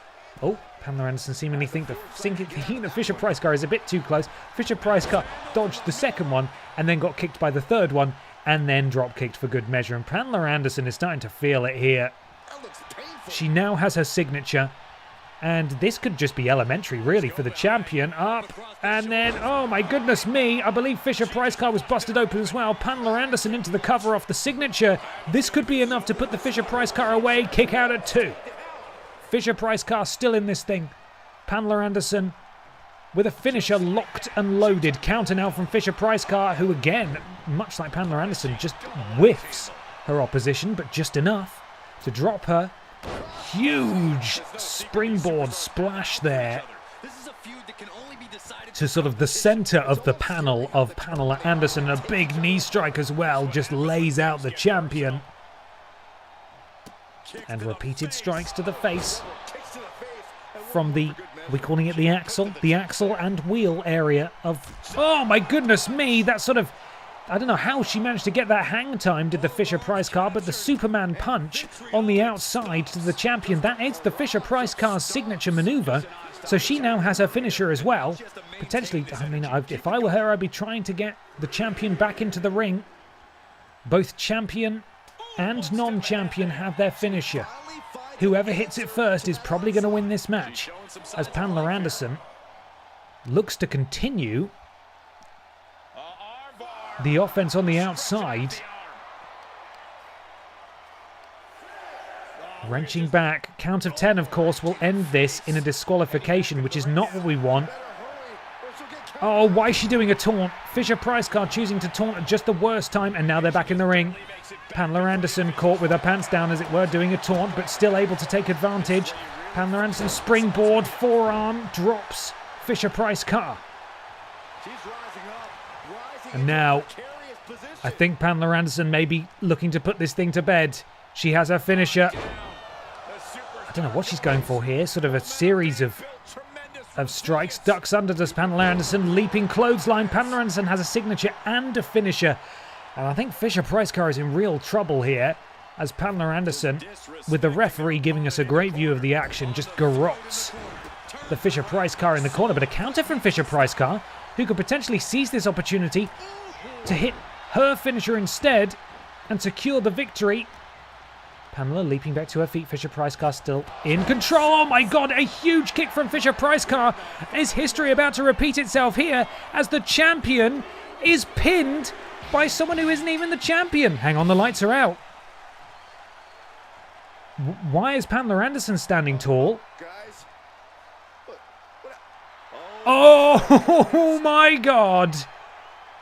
Oh my god, it's Grimace. Grimace is massive, and Grimace has absolutely planted the champion. My good god, Grimace turning the lights out in the arena and attacking the champion. It was like the game didn't really know what to do there because she was so big. She looked massive in that shot. Good lord. And I think we basically had a repeat of last week when, was it the Chevrolet Matiz beat someone? And then it showed them as, it showed the champion as like having won the match. That happened last week, right? It was sort of like a cutscene screw job. The same thing basically happened there. The Chevrolet Matiz beat Pamela Anderson, the third world champion to fall this evening. But it showed Pamela Anderson as the one standing tall after the match. Very weird. Either way, the Fisher-Price car successfully beat a world champion tonight, and that has got to count for an awful lot. An awful lot. My goodness me. Grimace standing tall over the champion there at the conclusion of that match. Wow. Will she be holding on to that world title for much longer? I don't know. I've been catching up on the VODs and was just wondering if there was any reason why Brian Michael Bendis and Evil Ashto have themes that sound like Limp Bizkit and him. Well, Brian Michael Bendis' theme is literally a MIDI of Rollin' by Limp Bizkit, so that's why. And Evil Ashto has an original theme song that was created by renowned... What's the verbiage I should use here? Canadian musician. What's he called? He's got a YouTube channel. He makes crazy things. I can't remember what it is. But Ashton was a big fan of his. Maestro is a good term for it, yeah. Neither of these songs are on the album, to be clear. Oh god, why can't I remember his name? He's a Canadian YouTuber who makes music, and it's fascinating. Anyway, I contacted him for Ashton's birthday a few years back and asked if he would make an original song, and he did. And it cost £50 British, and he made it, and that's it. It was a song she used to play before her TripleJump streams. Ashton is ready to stream. So, I don't know if he's a big fan of that particular band, but certainly the Limp Bizkit connection is well noticed because that's exactly what it is. However, up next, it's the main event of BENXT. Alexa Piss looks to secure some gold for the Piss family against the incumbent BENXT wide champion Emma the Bear, with Barb Pissdottir in her corner as manager. Alexa Piss versus Emma the Bear for the wide championship. Up next, predictions will be with you momentarily. Get ready to put those salutes in the sky, everyone. Because the Piss family are on the scene. I think the title's going to be introduced first. The following contest is scheduled for one fall and is for the NXT Worldwide Championship. Haven't seen this title defended for a while, I don't think. The wide belt. This is gonna be good.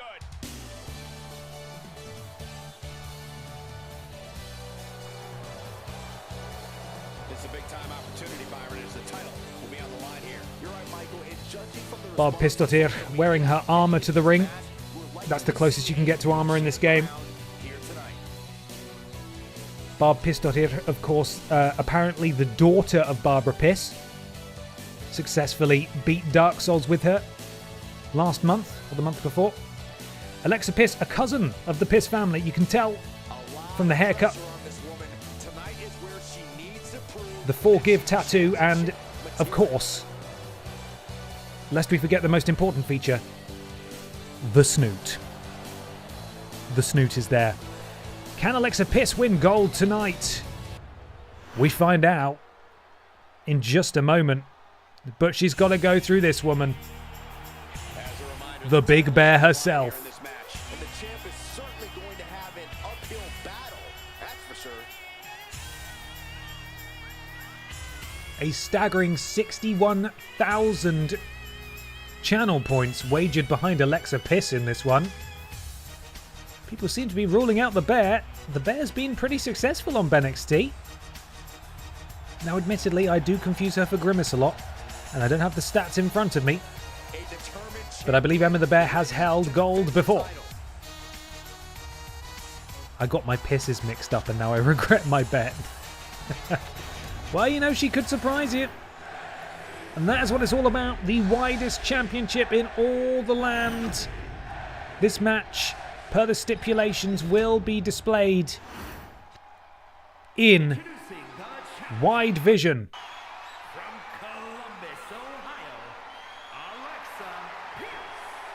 Alexa Bliss there, the challenger. Got family in her corner tonight. Tiny Mike Rome there. And if you're the wide champion, you look especially powerful in wide vision. Look how wide Emma the Bear looks tonight. Weighing in at all of the pounds. Count as high as you want. She's got all of them. The path doesn't matter. Here's where it counts. The belt handed to the referee. Is on the line. Displayed in front of Alexa Bliss. She knows what she's got to do tonight, and that is what it's all about. No shenanigans here, no run-ins, no interruptions. One-on-one for the title. Bliss versus Bear, and Alexa Bliss, I regret to inform you, has died immediately within the first few seconds of this match. Emma the Bear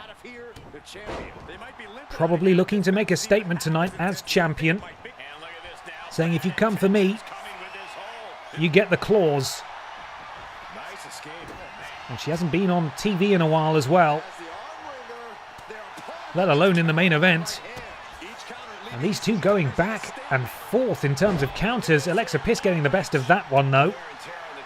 That particular exchange. Alexa Bliss, you will I'm sure have noticed, is the smallest member of the Bliss family. Doesn't mean she's any less capable, however. Bob Pistottir inheriting similar... Oh, completely whiffed that one. Bob Pistottir inheriting similar strength and stature to her mother.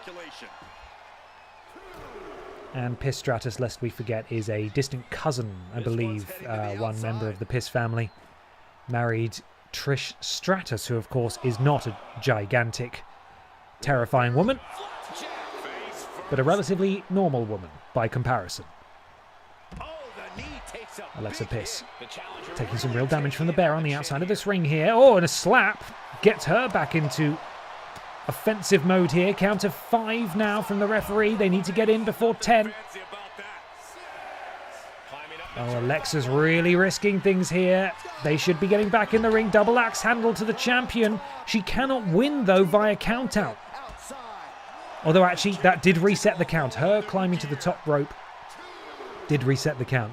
And Piss Jericho is the weird uncle we don't really invite over anymore. At some point, I do need to create Piss Jericho, but at the same time, you know, I enjoy believing that every single member of the Piss family is female. Because they're magic and wonderful. And we don't need stinky boys in the Piss family. Alabama slam from the Bear. Into the cover.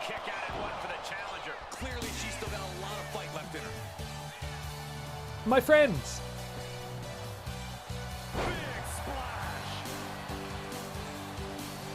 Welcome in, Raiders. Thank you so much, Cultaholic. I hope you had a fantastic stream.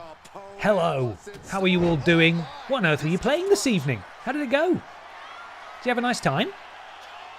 You've just joined us during the BENXT Wide Championship match. Emma the Bear, of course, is the incumbent champion. Alexa Bliss, the challenger. Family member Bob Pistottir on the outside there. Oh, it's the new skate. Oh, amazing. How is it? I've seen some clips and they look absolutely mental. Oh, hang on. The signature delivered from Emma the Bear, though. That could be it. Alexa Bliss able to power out. Emma the Bear has her finisher stored, though. It could be a matter of time. Emma the Bear potentially closing in on her finisher to put away the challenger. Oh, spin out, spinning sit out powerbomb, and I think that might be good night. The wide championship defended successfully in the main event by Emma the Bear. 61,000 channel points wagered in favour of Alexa Bliss, but unfortunately she has let you down. It is Emma the Bear who hits that exact same move we've seen 1,000 people do that we're clearly going to need to go and change in a second. And she retains her wide championship in the main event of BENXT. 75% of you believed in Alexa Bliss, and I appreciate that. I'm sure Alexa does too. Good, say the critics at home. Good, and that's all. Who was it who streamed tonight? I always get confused. Is it Andrew? Is Andrew on tonight? Or is it a Sam night?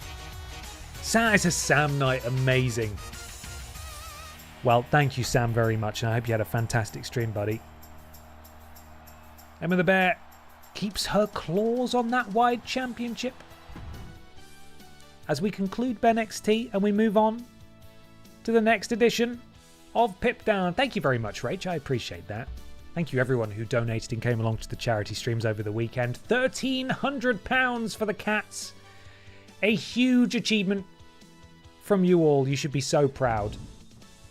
Those cats are going to be so happy with all their fancy new beds. And look what we've got coming up. Danny DeVito, Simon Miller. A 6-superstar triple threat tornado tag match. Bloody hell. Team best friend, Jeff and Hideo, BB and Tina, Hank and Connor. Red Thunder Man, the Brian Michael Bendis, and the Rules Boss in a triple threat. Jill Sandwich takes on Sparkles. And in the main event, Peter Austin and Dave Bautista have a promo off.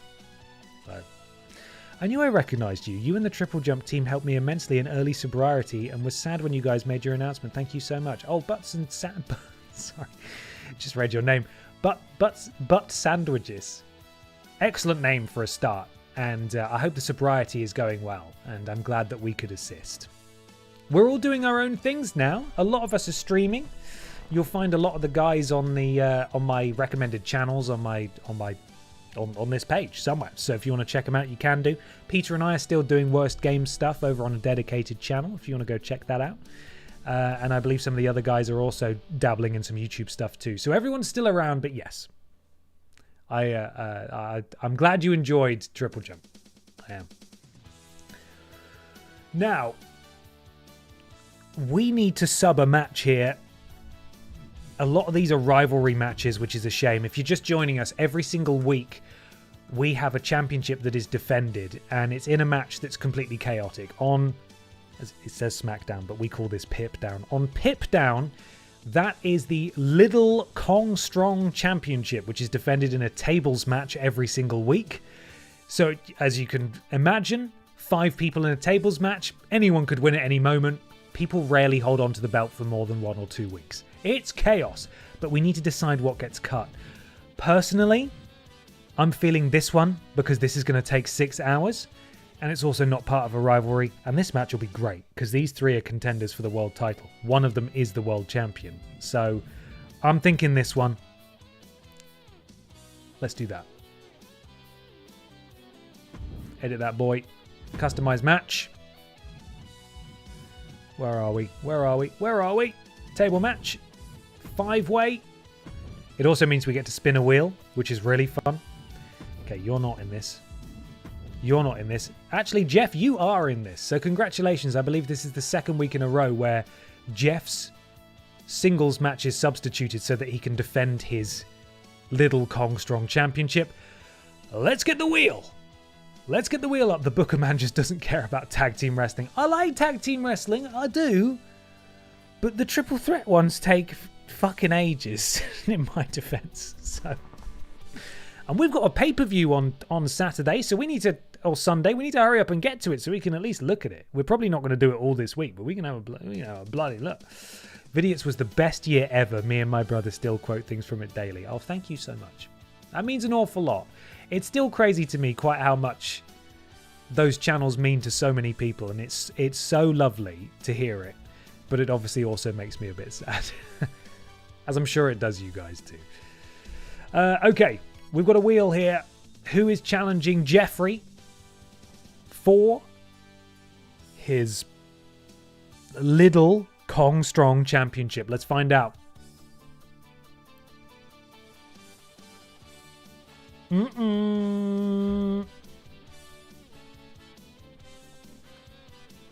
Zavinkla.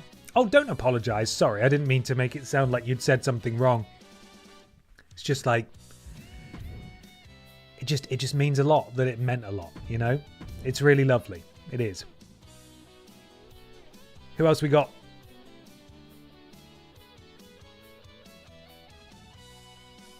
The X-Borden. A deep worst games ever reference there. Enters the match. 0 wins, 1 loss. Fantastic. But we've got more. Uh-oh. Oh, I was going to... We nearly had Biker Barbara Piss in there. But we do have Anna Logistic, who you can't see because there's a wheel in the way, but Anna Logistic is alphabetically the first member of the roster, so she's the easiest one to add. She is 0-3 as it stands, and I believe the vast majority of her matches have been in these wheel matches. And finally, who else is challenging? It is... Oh my god, she gets a second run at it. She was the one who was thrown through the table last week on Pip Down almost immediately to be to lose the match and for Jeffrey to retain his championship, the Drinks Fairy. Now, of course, a reminder that Pippa's mum is not an active competitor on the roster. She is but a manager for Pippa the Cat, the current Pip Down Women's Champion. But the wheel calls you and you do your job. You come out here and you do your job. But she gets a second chance to do a little bit better this week, but we'll see how she goes. Where is she? Pippa's mum. There we are. Rated 53 overall. Not a wrestler, just a manager. But here we go. Championship, of course, is the Little Kong Strong Championship. I'm getting live messages from the Drinks Fairy, who's very excited that she's getting 2 matches tonight. Can we get a quick lore dump on Eggsbudden? Of course.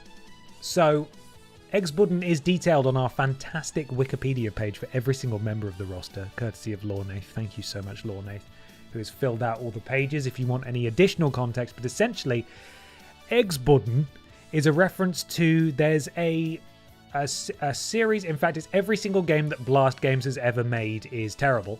And in one of them, they do a tutorial where the guy doing the voiceover speaks like this, and instead of X button, he says, press the eggs button, as in B-U-D-D-O-N, eggs button, and he sort of stuck with us. So X button is now a member of the roster, and that's kind of... Explain Paul Schnauzer. I will, eventually, when it's time. When he joins the roster, maybe I will. Yeah, eggs button. That's him. Spelled here as his government...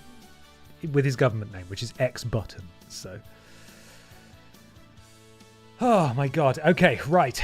That's our card updated. We're going to crack on with the first match now, which is Danny DeVito versus Simon Miller. If you're just joining us, you can wager channel points on who you think is going to win. That's what we do every single week here on BENXT and Pip Down. BENXT is the wrestling company. BENXT on a Wednesday is one of the shows, and then BENXT Pip Down is the Friday show. We've got 2 shows now. It's very exciting. So, crack on. I actually had a beautiful little cat my mum called Tiddly Pip. She was a beautiful little ball of fluff. Oh, that sounds lovely. That's a lovely name for a cat. Oh. Paul Schnauzer is coming, Paul Schnauzer is coming, Paul Schnauzer is coming, Paul Schnauzer is coming. Thank you, Tetsuya, for the bits. Listen, I already explained what Paul Schnauzer was earlier in the week. I can explain it again now if people want the context. I'm just a bit embarrassed because I was really drunk when it happened. And I woke up the next day feeling like the world was ending and I had done something awful. But I know that I hadn't done anything awful. So it was day 2 of the charity streams. It was like an hour, let's be honest, it was like 3 hours after the point where I should have only been drinking water and I should have gone and had some food, and I didn't. And I brought up Rob Schneider, not realizing that Rob Schneider was problematic. And I felt really bad. There's Paul Schnauzer in the chat. Fuck's sake. I felt really bad because I was really drunk and I kept apologizing. And I should have apologized once and moved on. But I didn't because I was really drunk. So I kept apologizing. And I was so drunk that I eventually started calling Rob Schneider Paul Schneider, who is a different man, who you may know as Mark Brandanowitz from Parks and Recreation. As far as we're aware, unproblematic. And then, oh god, I pressed all the buttons on my controller. Oh no, shenanigans are happening. I'll continue this anecdote in just a second. Through the roof here. We could have Oh, an is Simon Miller going to do instant so? Oh, Simon Miller's marching out with X Button. Oh, this is not good. Well, the originally scheduled opponent is now in a heap on the But it ramp. wasn't the original. It wasn't the originally scheduled opponent at all. I'm very confused. Superstars just gonna take their place? Right. Okay. It appears So that's a bit confusing on the game's part, but this is a Simon Miller versus Danny DeVito match. And, spoiler, X Button has a match later anyway. Anyway, continuing the anecdote. So I eventually confused him for Paul Schneider while I was continuing to apologize. Even though I'd done nothing wrong. I just felt really bad because I was so drunk. And then someone in chat was the victim of autocorrect and started talking about Paul Schnauzer. And that's how Paul Schnauzer came. And then we started laughing about Paul Schnauzer, and that's how Paul Schnauzer came about. But the roots of Paul Schnauzer are in embarrassment for me. And that's why people are bullying me, because of Paul Schnauzer. They want Paul Schnauzer bad. And Lord Brotovich has created Paul Schnauzer as a roster member. And even though we're trying to tone it down, and I'm actively turning away new roster members because we've got enough, I feel like next stream we're going to need to add Paul Schnauzer to the roster because people want him. So there we are. That's a really complicated reference, but you now have the context. We're not bullying you, we're schnauzheads. Okay, sure. Hey Ben, I lost where the page was for the Twitch socials, but happy Sam raided. Welcome in, Simon. How are you? Hope you're having a lovely day. He will be the first one to go when the budget cuts happen. I'm not saying that for sure, but there's a chance. He'll need to prove himself quickly. That's all I'm saying. He's going to need to prove himself quickly. Now let's get this match underway. Simon Miller and Danny DeVito go one-on-one. I'm just going to let this play out for a second while I have a drink and regain my composure after explaining Paul Schnauzer for a second time this week. Between these two superstars. And hostilities boiled over between these superstars before they even got in the ring. Now we have a brawl on our hands. I knew a little thing like throwing the match out wouldn't stop them. This is serious. Someone needs to separate them. Wow. Oh, man. He didn't need that eyebrow anyway. Oh, an overhand chop. I'm intrigued how Lord B has crafted this man from basically zero information. Well, when I hear Paul Schnauzer, I think the dog. And he's not made a dog. From what I can tell, he's made a handsome, muscular man with a lot of chest hair. So we're just gonna have to, whatever image you have of Paul Schnauzer in your head, you need to get rid of it. Because when he makes his debut on the roster, that is what Paul Schnauzer looks like. So luckily he shouldn't come up on the Batman stream. I know one of you fuckers is going to bring up Paul Schnauzer tomorrow morning, just to spite me. Anyway, the point is that I felt really bad for bringing up Rob Schneider because I had no idea he was a baddie. And now I do know that. And I keep saying his name. But I need to keep saying his name to explain Paul fucking Schnauzer, because you won't let me leave it in the past. Right, how we doing here? Simon Miller is absolutely having the crap kicked out of him so far by Danny DeVito. Danny DeVito also slightly hurt, but Simon Miller has no progress towards his signature bar, and Danny DeVito is very close indeed.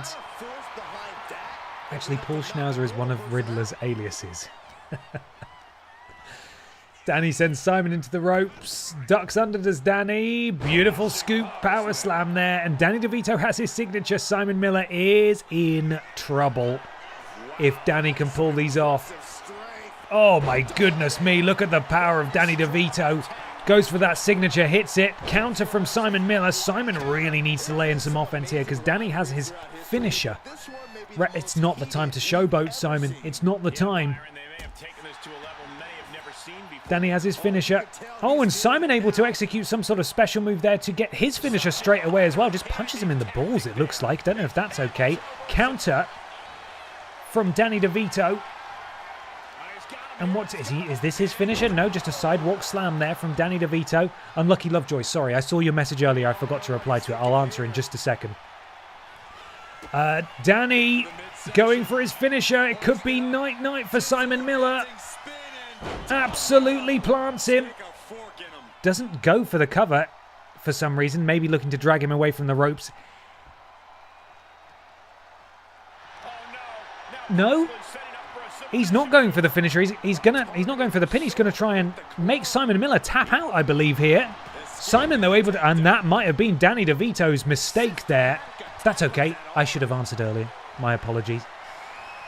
Simon with Danny up on his shoulders, running power slam from Simon Miller, and Danny DeVito should have gone for the pin, didn't do it, and now Simon Miller looking to pay tribute to his dad Goldberg as he lifts aloft Danny DeVito, the trash man, into the jackhammer. Doesn't go for the pin again. Doesn't go for the pin. I don't know what these guys are doing. I think they've got some coding that means they have to drag them away from the ropes, which is sensible. Simon Miller's still not going for the pin. I don't understand. He's going for a submission now. Is Simon Miller going to have more luck than Danny DeVito does? No. These two playing a very weird game here, as I'm not entirely sure why neither of them went for the pin. Ducks under does Danny, leaps over, and now, single hand planting Simon Miller. And now Danny DeVito has a second finisher, and Simon Miller should have hit the end of days from Danny DeVito to Simon Miller.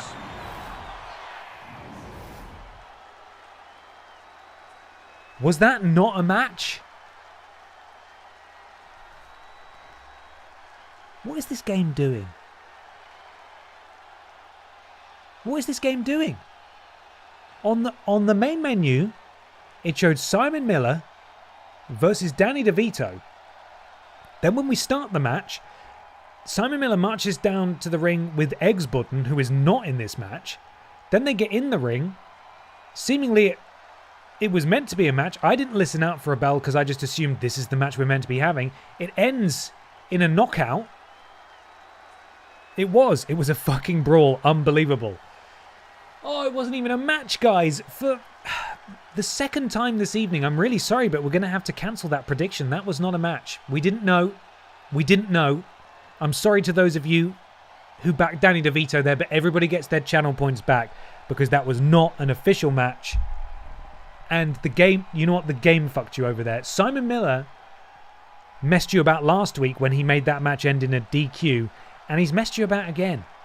Simon, I don't know what to tell you, man. Simon Miller does not want anyone to have channel points this week. I'm really sorry. Everyone assumed that was a match, right? I mean, I was too busy trying to explain Paul Schnauzer. Look, nobody won. Nobody won. Both names are red. It's WWE 2K25 screwing everyone over. That's so weird. Why did it do that? Either way, this is a match that's going to end with a winner. I promise you. I promise you. Okay, let me answer that question. I'm so sorry. Let's get round to it. If and when a Vidiots live show happens, will you promote it on your channel here? I don't have Twitter or Instagram, and I would love to get a ticket, even though it will likely be miles away from where I live, as I'm down south. Absolutely, I promise you, we will shout about it from the rooftops. We will give people plenty of time to buy tickets as and when it happens. There's no update as yet at the moment. As we said on last month's episode of Podiots, we're literally just seeing if people are interested for now and where a show like that would have to take place, but we're still investigating the how realistic it is in terms of getting a venue and like how ticketing needs to work. Like, none of us have done this before. We have no idea where to even start. So we're actively looking into it. And again, as we said on last month's poddy, there's a good chance that we will finish our run of episodes at the end of this year as planned. And the live show it will probably end up taking place next year at some point. And that will be the truly definitive end of the podcast, which again is very sad. But it probably won't happen this year. Just so you know. But as and when it does happen, we will communicate all of that to you as soon as we can, as clearly as we can. But we are still in the fact-finding space currently. But what that does mean, though, because it's not happening this year, it means that you get an additional episode of Poddy. It's next year, and it's a live one. So, can the live show be sometime in 2027 so I have time to save up for plane tickets? I'm sorry, guys. I'm sorry. Wrestling. We've got an Aldi. We've got a Little Kong Strong Championship on the line next. The champion Jeff Keighley entering his 3rd week as champion. Can he extend his reign any further as he defends once again against the Drinks Fairy, the competitor whom he threw through a table last week on Pip Down? Also, you've got Eggs Button, who was attacked seemingly by Simon Miller before the previous match. For some reason, we don't really know why. The Winkler, who we have not seen for a while, and Anna Logistic. Let's find out who wins. Will Jeff hold on to it? Or will we have a new champion tonight? Will the Drinks Fairy do any better? Channel Point predictions coming your way in just a second. So, will Mr. Potter's Class Tours be going to Vidiots Live? I mean, if you're really good, maybe. So, okay. It's time, everybody. I should have taken a photo of the running order. I didn't. Can I go back? I can't. Okay, I'm going to have to guess which order they come out in then and play the music as fast as I can.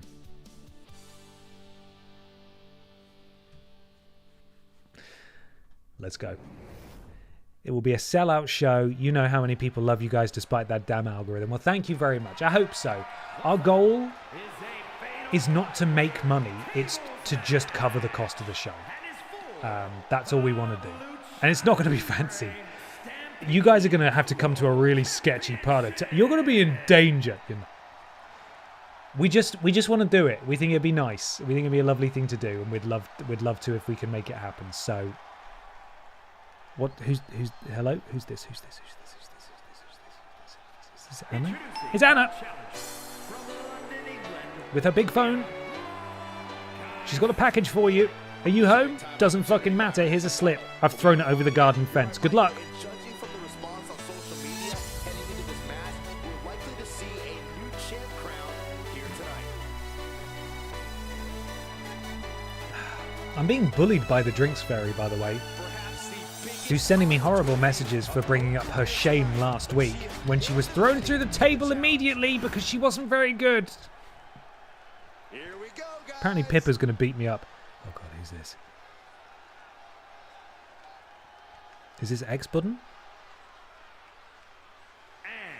No, bloody hell, it's the flipping Winkler.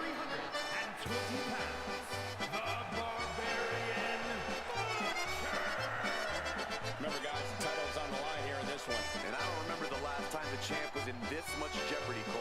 Tonight might just be the I can't remember what environments we've seen the Winkler in so far. It's only been a handful. Of course, he did successfully team with Lord Brotovich against Mr. Black and Trowling Badger in that steel cage match. The Winkler and Lord Brotovich standing tall before Lord Brotovich was seemingly consigned to catering for all of time. Eventually being drafted to Pip Down and is currently the inaugural Pip Down Butterfield Championship title belt champion. So let's see how he gets on tonight. Maybe he's going to win some gold of his own. Thank you, Techiweo. Eggs Button next. Are you guys ready? There he is. Eggs Button. Oh, his eyes are scary. Really scary. It's a big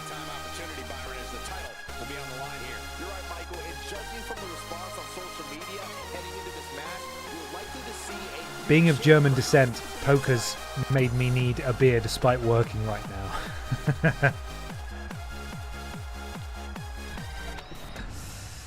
Alright, the champion's coming out next.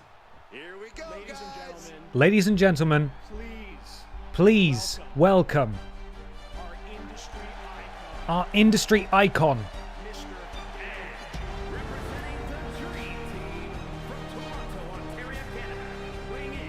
his best friend Hideo will be watching from the back tonight, cheering on his friend Jeff Keighley. Of course, the title is on the line in this one, guys. And don't be surprised. Can Jeff make it a treble? I know the champ is looking good as of late, but I'd say the opposite. Let's find out, Just as good. because lest we forget, the woman whom he threw out immediately and eliminated to retain last week is coming out next.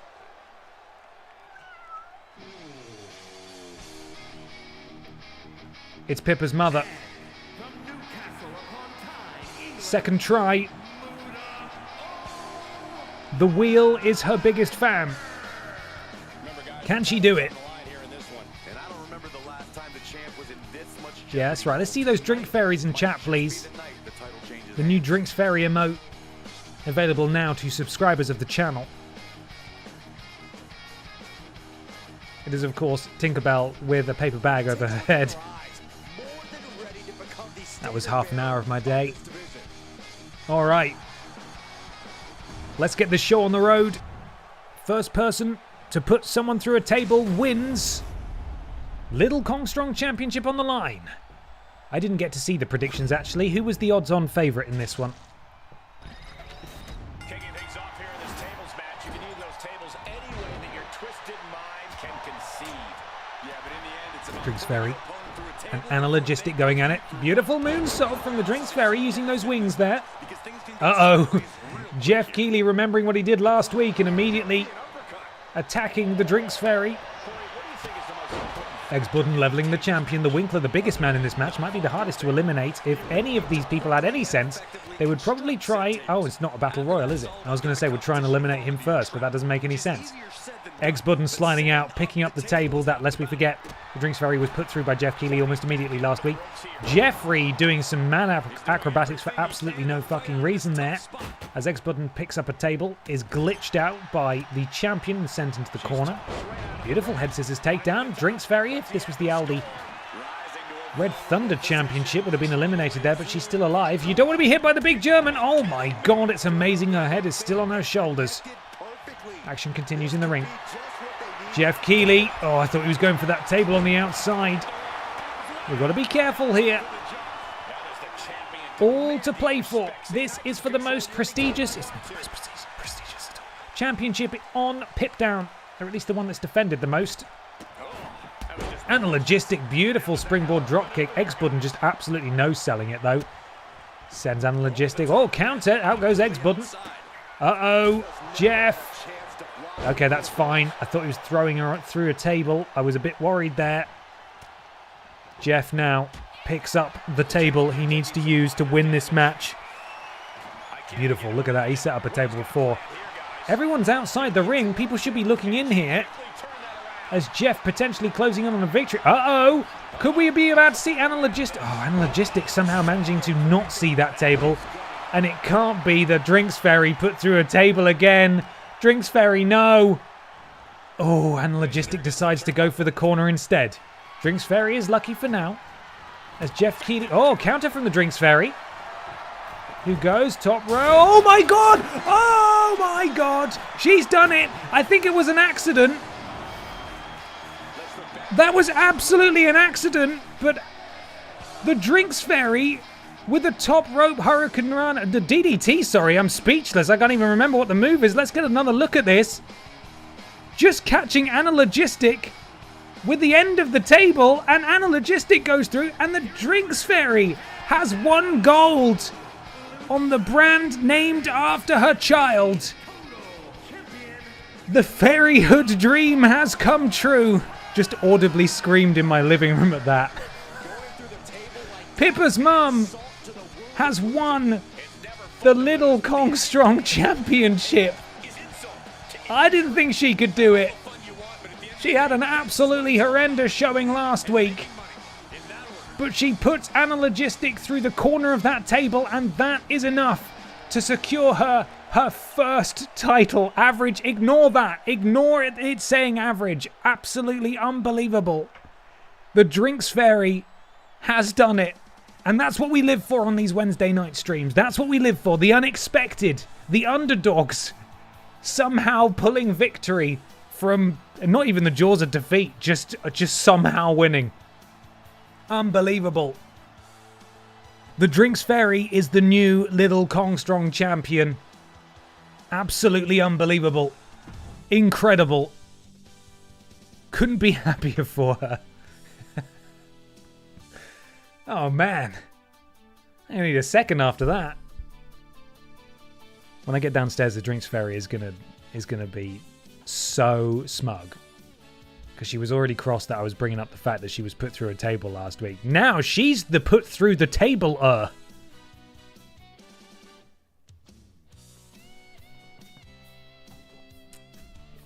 I want to watch it again. Gemma, you missed a big moment, but we're going to revisit. Let's get back in. There she is, making her entrance. Let's see it. Show me it. Here we go. Anna Logistic attempting to attack the Drinks Fairy. Counter from the Drinks Fairy. Up to the middle rope. Springboard. Oh, DDT through the table. Pippa's mum, new champion. Unbelievable. Jeff Keighley cannot believe it. He has lost his title. Pippa's mum, the new Little Kong Strong champion. Unbelievable. Well, now, from one champion to another, that being the Red Thunder Man, who came up short last week against Brian Michael Bendis. The Red Thunder Man is the current Pip Down Men's champion, and Rules Boss is another incredibly game opponent here. All three of these men are World Championship caliber. Let's see how they get on. Get those channel points wagered. The prediction is live.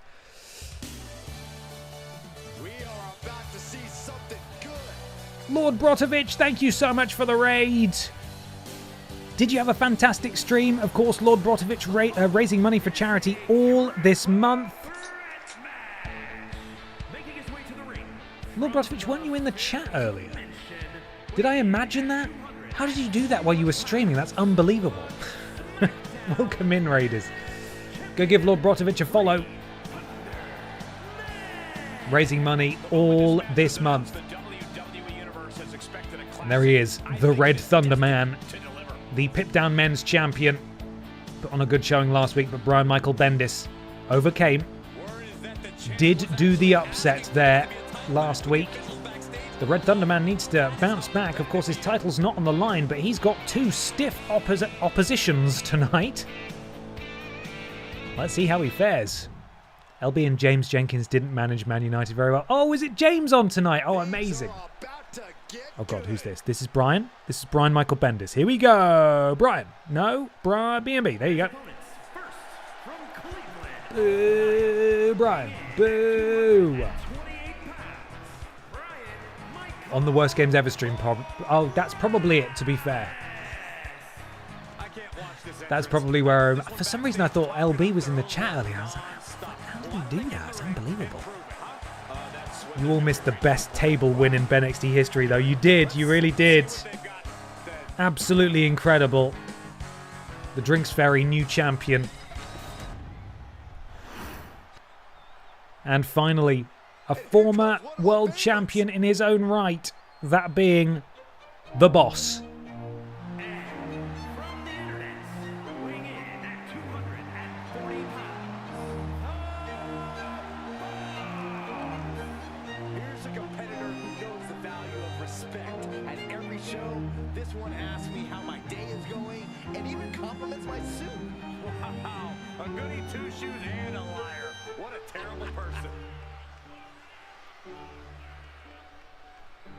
This beautiful Baroque arrangement of the Rules Boss theme, courtesy, of course, of Ben Cooper,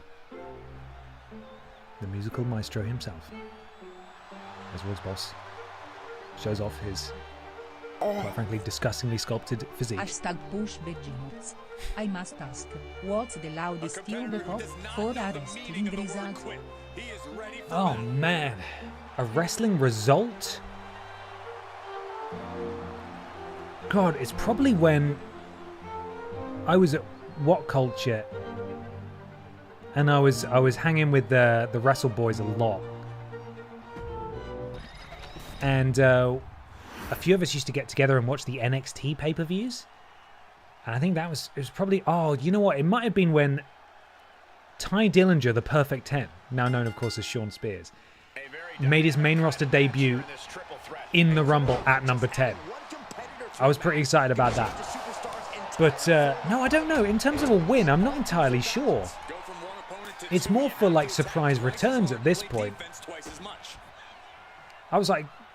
But it's only really when I watch with other people. Oh my god, look how good Red Thunder Man is. Absolutely I don't even know what you'd call that. That's unreal. When I'm watching wrestling on my own, like I watched that, what I think is probably the best AEW pay-per-view. You know, when all the debuts happened, like Adam Cole and Daniel Bryan and CM Punk made his debut, I was watching that on my own. I tend not to make any noise for wrestling when I'm watching on my own, but I was sat there just grinning like an idiot from ear to ear. I love that show. I can't remember what it was, but it was unreal. Lord Brotovich, thank you so much for the resub, 5 months. I am here now. Have a subscription because I am so late. Thank you very much, man. I hope the stream was amazing. And hi, James Jenkins as well. How are you doing? We tried our best. We got 6th, which I think is an achievement. 6th is pretty good, right? That's Europa League, I think. That's pretty good. Pretty good. Not a result, but Joe Hendry at Mania recently for me. Oh, yeah, that was crazy. That was so good. My goodness me. Okay, this match is really kicking off, isn't it? Let's try and focus up here.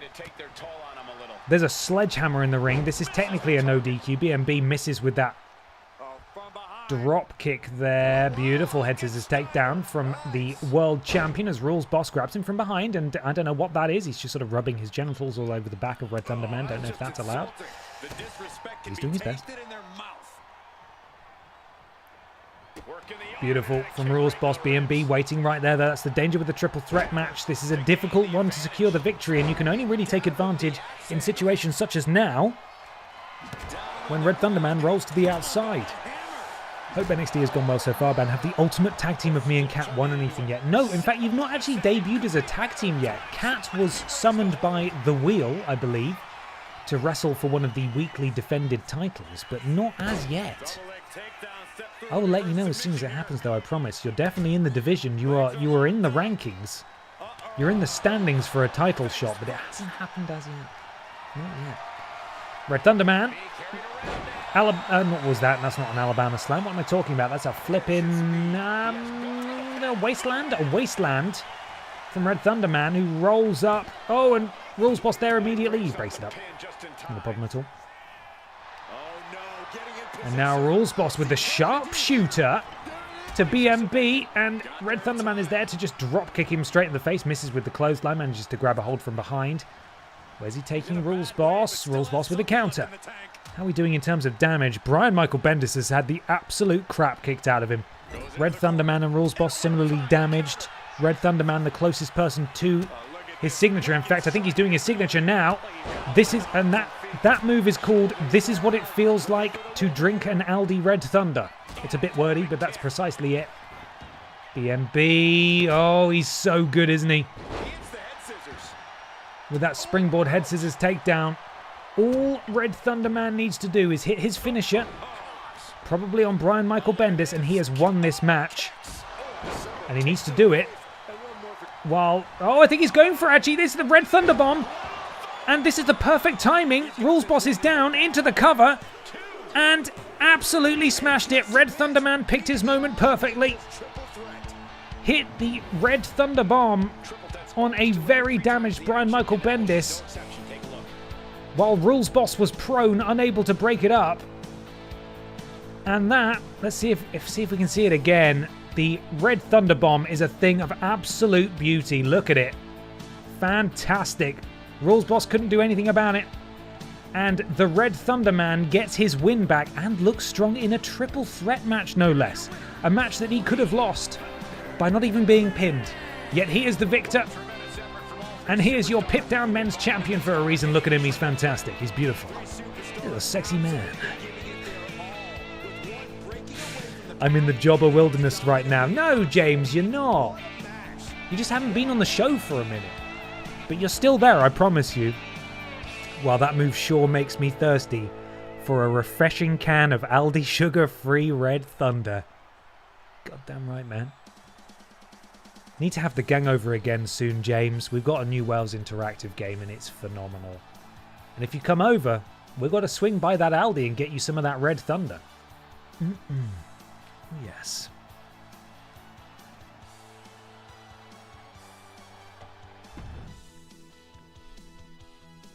We continue. As I believe it was... Who was it fighting Sparkles last week?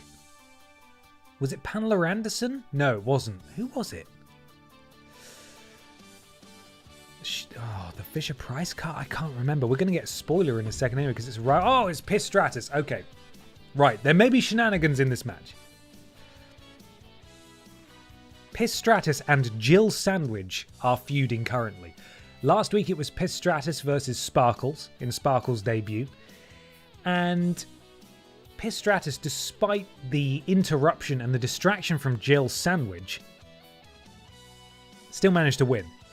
Now it's Jill Sandwich's turn. I don't know what Piss Stratus has in mind. Seemingly she will be involved in this match somehow. But who knows?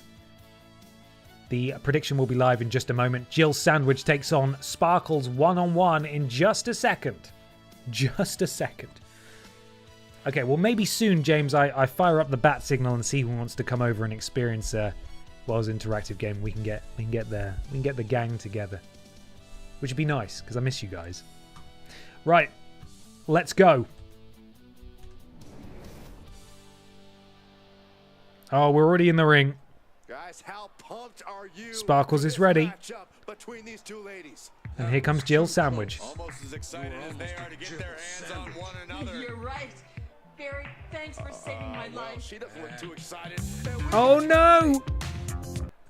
Piss Stratus is there! Oh, here we go. Okay, she sends Jill straight into the ring. A bit discombobulated is Jill, but Jill's not hurt, so this I don't think it's gonna harm Jill in the slightest here. Jill immediately in control of poor Sparkles, who only made her debut last week but has already been beaten up once. Rolls up Jill Sandwich. Jill rolls out and not even kicks out not even one.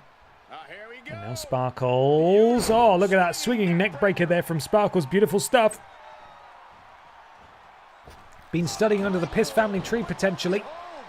Jill Sandwich though, able to counter, calling for Sparkles to get back to her feet. What is Jill Sandwich going to do here? 57% of people backing Sparkles. Very optimistic, I must say, given her past performance, but I respect it nonetheless. Sparkles. Oh, and Jill Sandwich with that sort of, I don't know what she was doing, choking her out. Jill. Oh, went for the basement dropkick, but Sparkles able to roll out of the way. I don't know why Jill looks like she's hurt. Would have taken exactly the same bump if she had actually connected, but never mind. Sparkles sends Jill into the ropes. Oh, beautiful Spanish fly from Sparkles there. Top rope. Beautiful. Again, the offense of Sparkles very impressive here. But can she actually translate that into a victory? I'm not sure. That remains to be seen. Not undefeated, but the exact opposite so far. Sparkles calling for something. What was that? It looked like a glitch, but she did it anyway. Jill choosing to sacrifice some of her signature bar to get up early while Sparkles was taunting. And now Jill Sandwich back in control, wrenching on the arm of Sparkles. That is, of course, her sparkling arm. You can't be doing that. Sparkles sent into the canvas. Now Jill Sandwich continuing the offense on Sparkles here. Oh, and just stamping on the jaw. Jill Sandwich starting to feel a bit confident here, I think. Releasing the hold, and Sparkles leaps back to her feet. Similarly to Jill Sandwich, sacrificing some of her signature bar to get the upper hand. Beautiful, but completely misses from Sparkles. That is unfortunate. Sparkles learned a lot from the pig's dungeon. Yes. Beautiful. I got to stop saying beautiful. Come up with a synonym, Ben. You can do it. You know words. Kick out at 1. From Jill Sandwich, a beautiful kick out, no less. And Sparkles looking impressive so far. Jill Sandwich doing her very best, but Sparkles is the least damaged participant in this match. Looking at the heat map there. Standing moonsault there from Sparkles. Will we finally get to see Sparkles do the Sparkle Splash? We've seen Barbara Piss do it a few times in honor of her estranged wife, but we've not seen it from the woman herself as yet. Sparkles, top row, looking to do something here. This is where she's most comfortable. Jill manages to cut her off at the pass. Throws her down. That's a hard landing. A hard landing for Sparkles. And now wrenching back on the face of Sparkles. Sorry, estranged? I did say it earlier. I mean it only in the sense that Sparkles has only made her debut this week. Despite being Barbara's wife all this time, we haven't seen her on the wrestling roster until now. Into the cover. Oh, that was very close indeed. Very close indeed. Jill able to kick out at the last second, and Sparkles does have her finisher. I don't know what it is, actually. I didn't create this Sparkles, so we shall see. Sparkles with Jill looking vulnerable. What's she looking to do? Oh my God, that is awful. What a horrible landing for Jill on the outside as Sparkles steps through, looks for the spark shooter. No, not quite. Oh my God. Oh, and then plants Jill face first. Sparkles sliding back into the ring. Oh my God, Sparkles with the crazy high-flying offense. Very, very impressive indeed. Jill countered. Jill just not able to really get many answers in against Sparkles here. And this is a very dangerous Sparkles who's very close to a signature and already has a finisher. Jill close to a signature herself. But of course this match cannot end on the outside. Not definitively as Sparkle rolls out of the way. Sparkle singular, of course, for some reason. The counter has been reset. Sparkles to the top rope. What are we seeing here? Oh my God, a swanton bomb from the top rope to Jill Sandwich. Oh, and a standing Sparkles splash, I believe, there. And Sparkles now has 2 finishes. 2 finishes, and she's used one of them on the outside. I don't know what that move was. I've never seen her do that before. Jill in real trouble, but able to counter out of it. And if Jill's going to get back in this match, she needs to do it now, because she is in real trouble with Sparkles seemingly so far ahead, not just in the amount of offense dealt, but also in terms of having a finisher stored. Up to a count of 6 now is the referee. Referee desperately calling for Sparkles to get back into the ring, but Sparkles is hurt. Jill does not want to win this thing by a count out. Surely. Up to a count of 8. 9 now. Sparkles just breaking the count, and Jill had her back turned. Oh, a counter from Jill, able to counter the finisher of Sparkles. Sparkles going for a finisher, and a flatliner there from Jill Sandwich. Jill now to the top rope. She might be looking to execute a Jill Sandwich of her own. Beautiful. That was the Jill Sandwich into the cover. Is Jill going to do it? Oh, this was... Oh, my God. I was going to say this was Sparkles to win. But Sparkles making several calculated errors there. Jill Sandwich not able to put away Sparkles with the Jill Sandwich. And now... Beautiful. That's Jill Sandwich's signature, I should say, into the cover. And surely Sparkles is done for now. Oh my God. What is Sparkles made of? As Jill Sandwich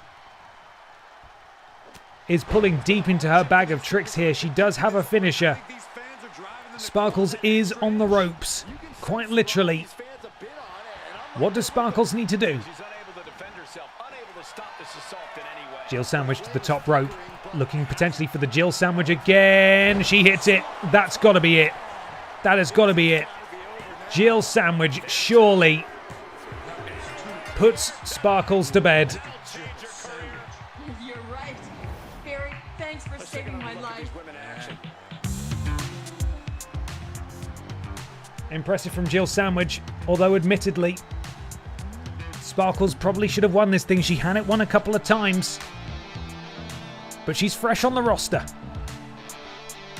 0-2 for Sparkles, but quite frankly, last week's wasn't particularly impressive. This week's showing very impressive indeed from Sparkles Piss. But it was not one, but two Jill Sandwiches that put Sparkles away there in the end. And she walks out with a victory. Oh, my drink's empty. That's sad, but probably a good thing. Water, not nearly as fun.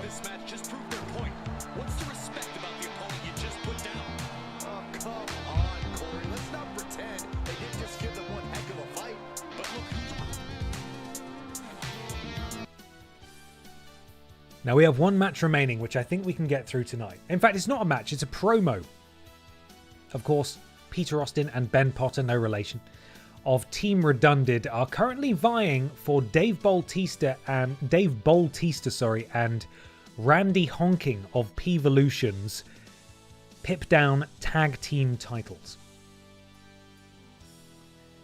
Let's see what Peter Austin has to say. I have no idea what they're going to say, but we'll find out. I've got the most channel points I've ever had. Congratulations to you. I don't know if we're going to get any entrances in this. No predictions, of course, because this isn't a match. So, let's see how it goes. I knew he was here, but I wasn't sure we'd see him tonight. Peter Austin making his way out to the ring. I have absolutely no idea what he's going to say. Of course, if a match comes from this promo, then we will do channel predictions. We'll see. All right, Peter. You know, the boys of Tim, I think they're stinky, and they clean toilets, and they don't even clean them very well. I'm Peter Austin. Come on out here, you big loser. What's Dave Bautista going to do? He showed up. One half of the Pip Down Tag Team Champions has decided to answer Peter Austin. He's got a microphone. You know what, Peter Austin? I don't think you're very good at cleaning toilets either. At least there's video evidence of me cleaning a toilet. I've never seen you do it. Yeah, well, I think that the toilets you clean are bad, and I want your championship, and I want it right now. So what are you going to do about it, you big stupid man? Oh, you know what? I think we should have a match right now. Right, referee's in here. We're going to need some channel predictions, I believe. Some channel point predictions. This is an official match. Let's hear the bell. Peter Austin, representing Team Redundant, is taking on Dave Bautista, the Laviathan, one half of the Pip Down Tag Team Champions, representing Tim's faction, PEEVOLUTION. And Peter Austin showing his high-flying offense early on here. Get those channel points wagered. Who is going to win in the main event of Pip Down, leading into BENXT in the mod basement? Peter Austin, leg drop. Taking out the base of the bigger man. Peter Austin, I believe, yet to be struck in this match as he hits Dave Bautista repeatedly with fast offense. DDT planting the tag team champion. Peter leaps out of the ring, gets a full head of steam. Beautiful rolling senton. And I tell you what, Peter called him out and he was bloody ready. Peter Austin has a game plan here as he refuses to get back into the ring. Oh, springboard moonsault to the outside. Beautifully executed. Stop saying beautiful. There are other words, Ben. There are other bloody words. I just got in from work and found someone had gifted me a sub. Thanks to the Eldu brothers for the kindness, the old librarian. Welcome to the thickness, and I hope work was okay. Dave Bautista, the much bigger man, puts Peter Austin on the ropes. Sends him off. Ducks under. Is he going to jump over? Does so. And, oh my goodness me, Peter Austin practically touched the ceiling. Unbelievable. Incredible. And Dave walks Peter over to the corner. Grabs a hold, hoists him up again. This is where Dave is so dangerous. He's got that power game. Not much else, but my God, does he have that power game. Walking Peter around the ring like he's a child. Elbow to the face. Punch to the midsection. Punch to the face. Grabs him. Backbreaker. Backbreaker again. And leaves Peter on the floor. Peter has his signature. And we don't normally see Dave up here, but Peter seemingly missed and then immediately gets taken out by a double axe handle. Rolls him over. I think Dave thinks he's going to get the victory here. And Dave needs to think again, quite frankly. Peter Austin has held tag team gold before. It's going to take more than that to put him down. And I believe Dave's feeling himself here. He's not quite got his signature yet. Peter with the counter. Can't quite lift Dave. Dave with the counter. Hip toss takes down Peter Austin. And Dave now. What's he doing? Oh, a spear from Dave. Basically cuts Peter Austin clean in half. And he needs to be careful because, oh, Peter used some of his signature to leap back to his feet. But Dave has his finisher. The tag team champion has the potential challenger in the future on the ropes. And he hits the Bautista bomb immediately into the cover. And I think Peter Austin might need to say goodnight because the tag team champion is on top tonight in the main event of Pip Down. No highlights apparently in that match that we need to see. Big Dave Bautista defeats Peter Austin in the main event of Pip Down. What does this mean for this rivalry? Ben Potter and Peter Austin put the tag team champs to bed last week, but in one-on-one action, the Leviathan manages to put away Tiny Peter Austin. Perhaps this rivalry will conclude this Sunday at BENXT in the mod basement. Maybe it won't. We'll have to see as things roll on. Hey YV1, how you doing?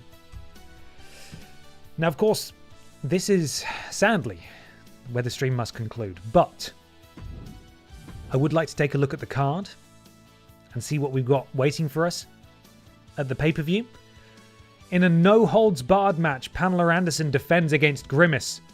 Zombie Cheggers takes on Funky Barbara Piss. I think maybe we could change that match. Piss Stratus and Jill Sandwich go one-on-one. Rim Flare and Triple Flush with Randy Honking in their corner take on Wet Boy and Pao Musek for the BENXT Tag Team Championships. Simon Miller and Danny DeVito go head-to-head. Team Redundant challenge Dave Bautista and Randy Honking for their tag team titles on Pip Down. And in the main event, Dick Mychinko faces EE Tim for the BENXT Men's Championship. And again, Randy Honking is in the corner of EE Tim. Randy Honking all over the place tonight. Crazy. No mod on the card. Unfortunately for our dear Trowling Badger, I'm going to rectify that right now because he won that belt in an unruly fashion. He won that match by eliminating someone through the middle rope, which is not correct. So, unfortunately for Zombie Cheggers and Funky Barbara Piss, whose match has been cut several weeks in a row, Trowling Badger, per the orders of the GM of Pip Down and BENXT, will be defending his Aldi Red Thunder Championship immediately at BENXT in the mod basement. So let's fix it. Let's fix it. Battle Royal. 6-way. You know what? Let's make it even harder for him. It's an 8-way because it's a special occasion. Why is Funky Barbara Piss rated 97? What is going on there? That's insane. Again, this game does fluctuate ratings based on performance. I don't know why Funky Barbara Piss is all the way up there.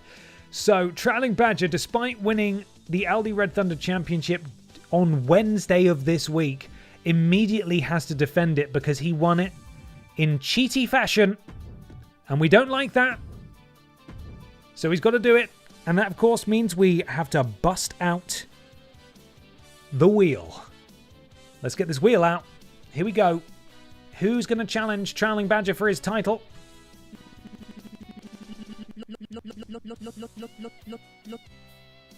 Steven Seagull is the first name called.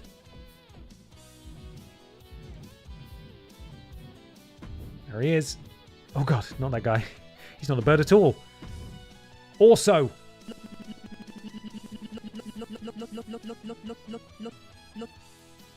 Ashto is called forth by the wheel. James Jenkins in chat. Please, wheel, call me forward.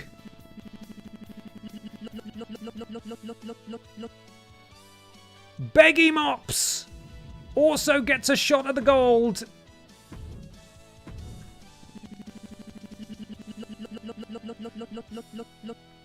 As does Sloane Spencer in her second match. Sloane Spencer again. Oh god, that... Oh, I pressed X and circle at the same time. From the latest Goosebumps game that we played the other week. She gets a go. 3 spots remain. All of catering is getting involved. Dr. Anal Hill, which means we get to hear that banging theme song next time. He's in there. 2 spaces left. EE Tim is challenging for 2 titles tonight. And finally, the wheel calls forth Mr. Black, the other member of the mod squad. How will Trowling Badger and Mr. Black coexist? And that is your Aldi Red Thunder Championship match at BENXT in the mod basement. Now, of course, normally at these pay-per-views, we try to give some fun stipulations to some of the matches. So that's already no hold barred. That's a battle royal. I feel like we could probably change this match a bit as well.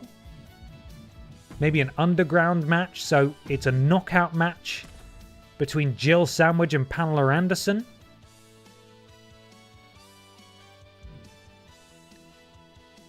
Oh, should we make that a ladder match?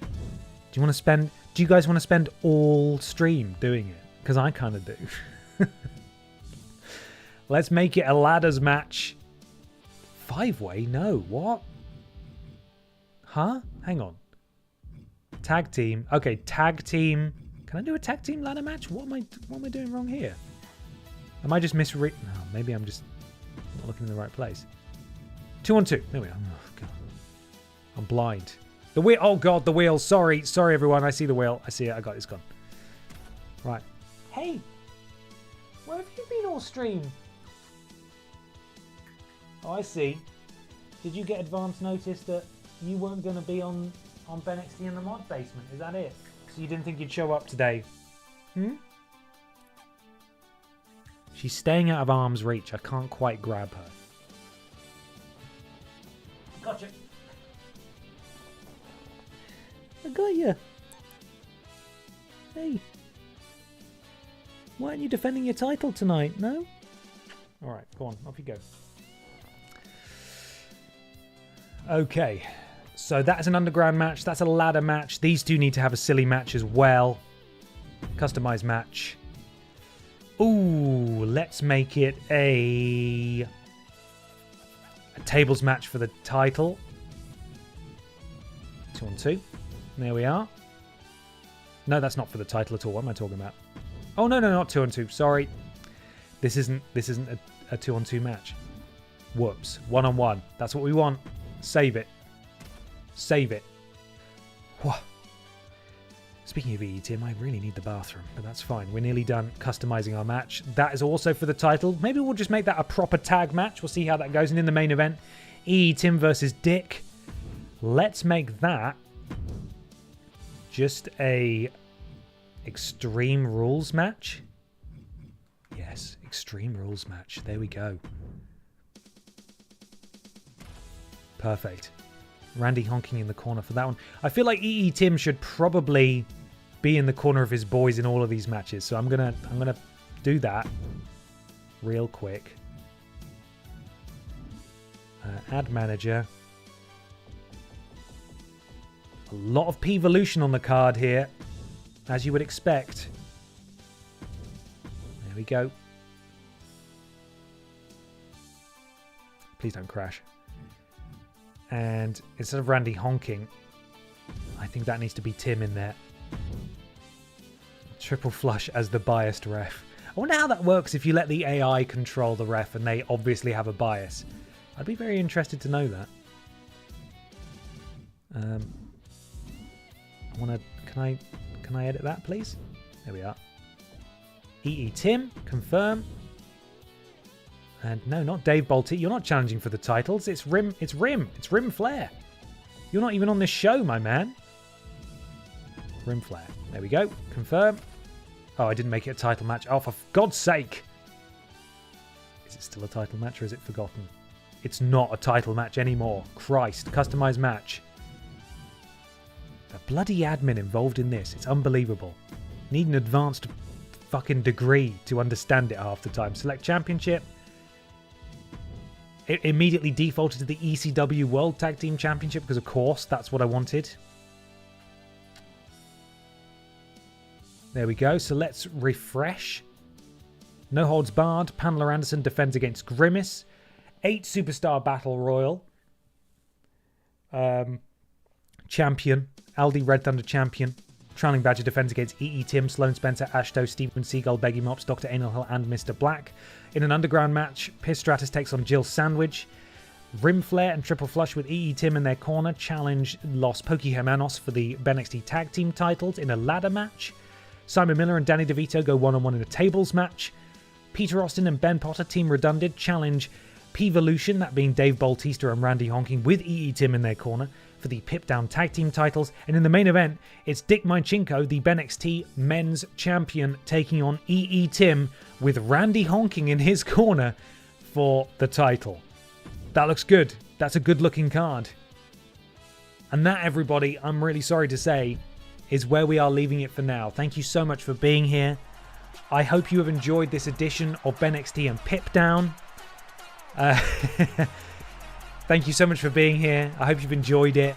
I'll be live again tomorrow morning at 11 a.m. A reminder that there are no streams next week, and BENXT will be continuing in 2 weeks' time. I hope you look forward to it when we go to the mod basement and we take on perhaps one of our best pay-per-views ever. The Buddies live. The Buddies are live. Let's raid the Buddies. Let me just make sure I spell their username correctly. 2 S's. That always throws me. Thank you so much, everybody. Have a fantastic rest of your evening. I will see you all tomorrow morning for some Batman at 11 a.m. But until then, keep wrestling. It's wrestle time. I'll see you at 11 a.m. Bye, everyone.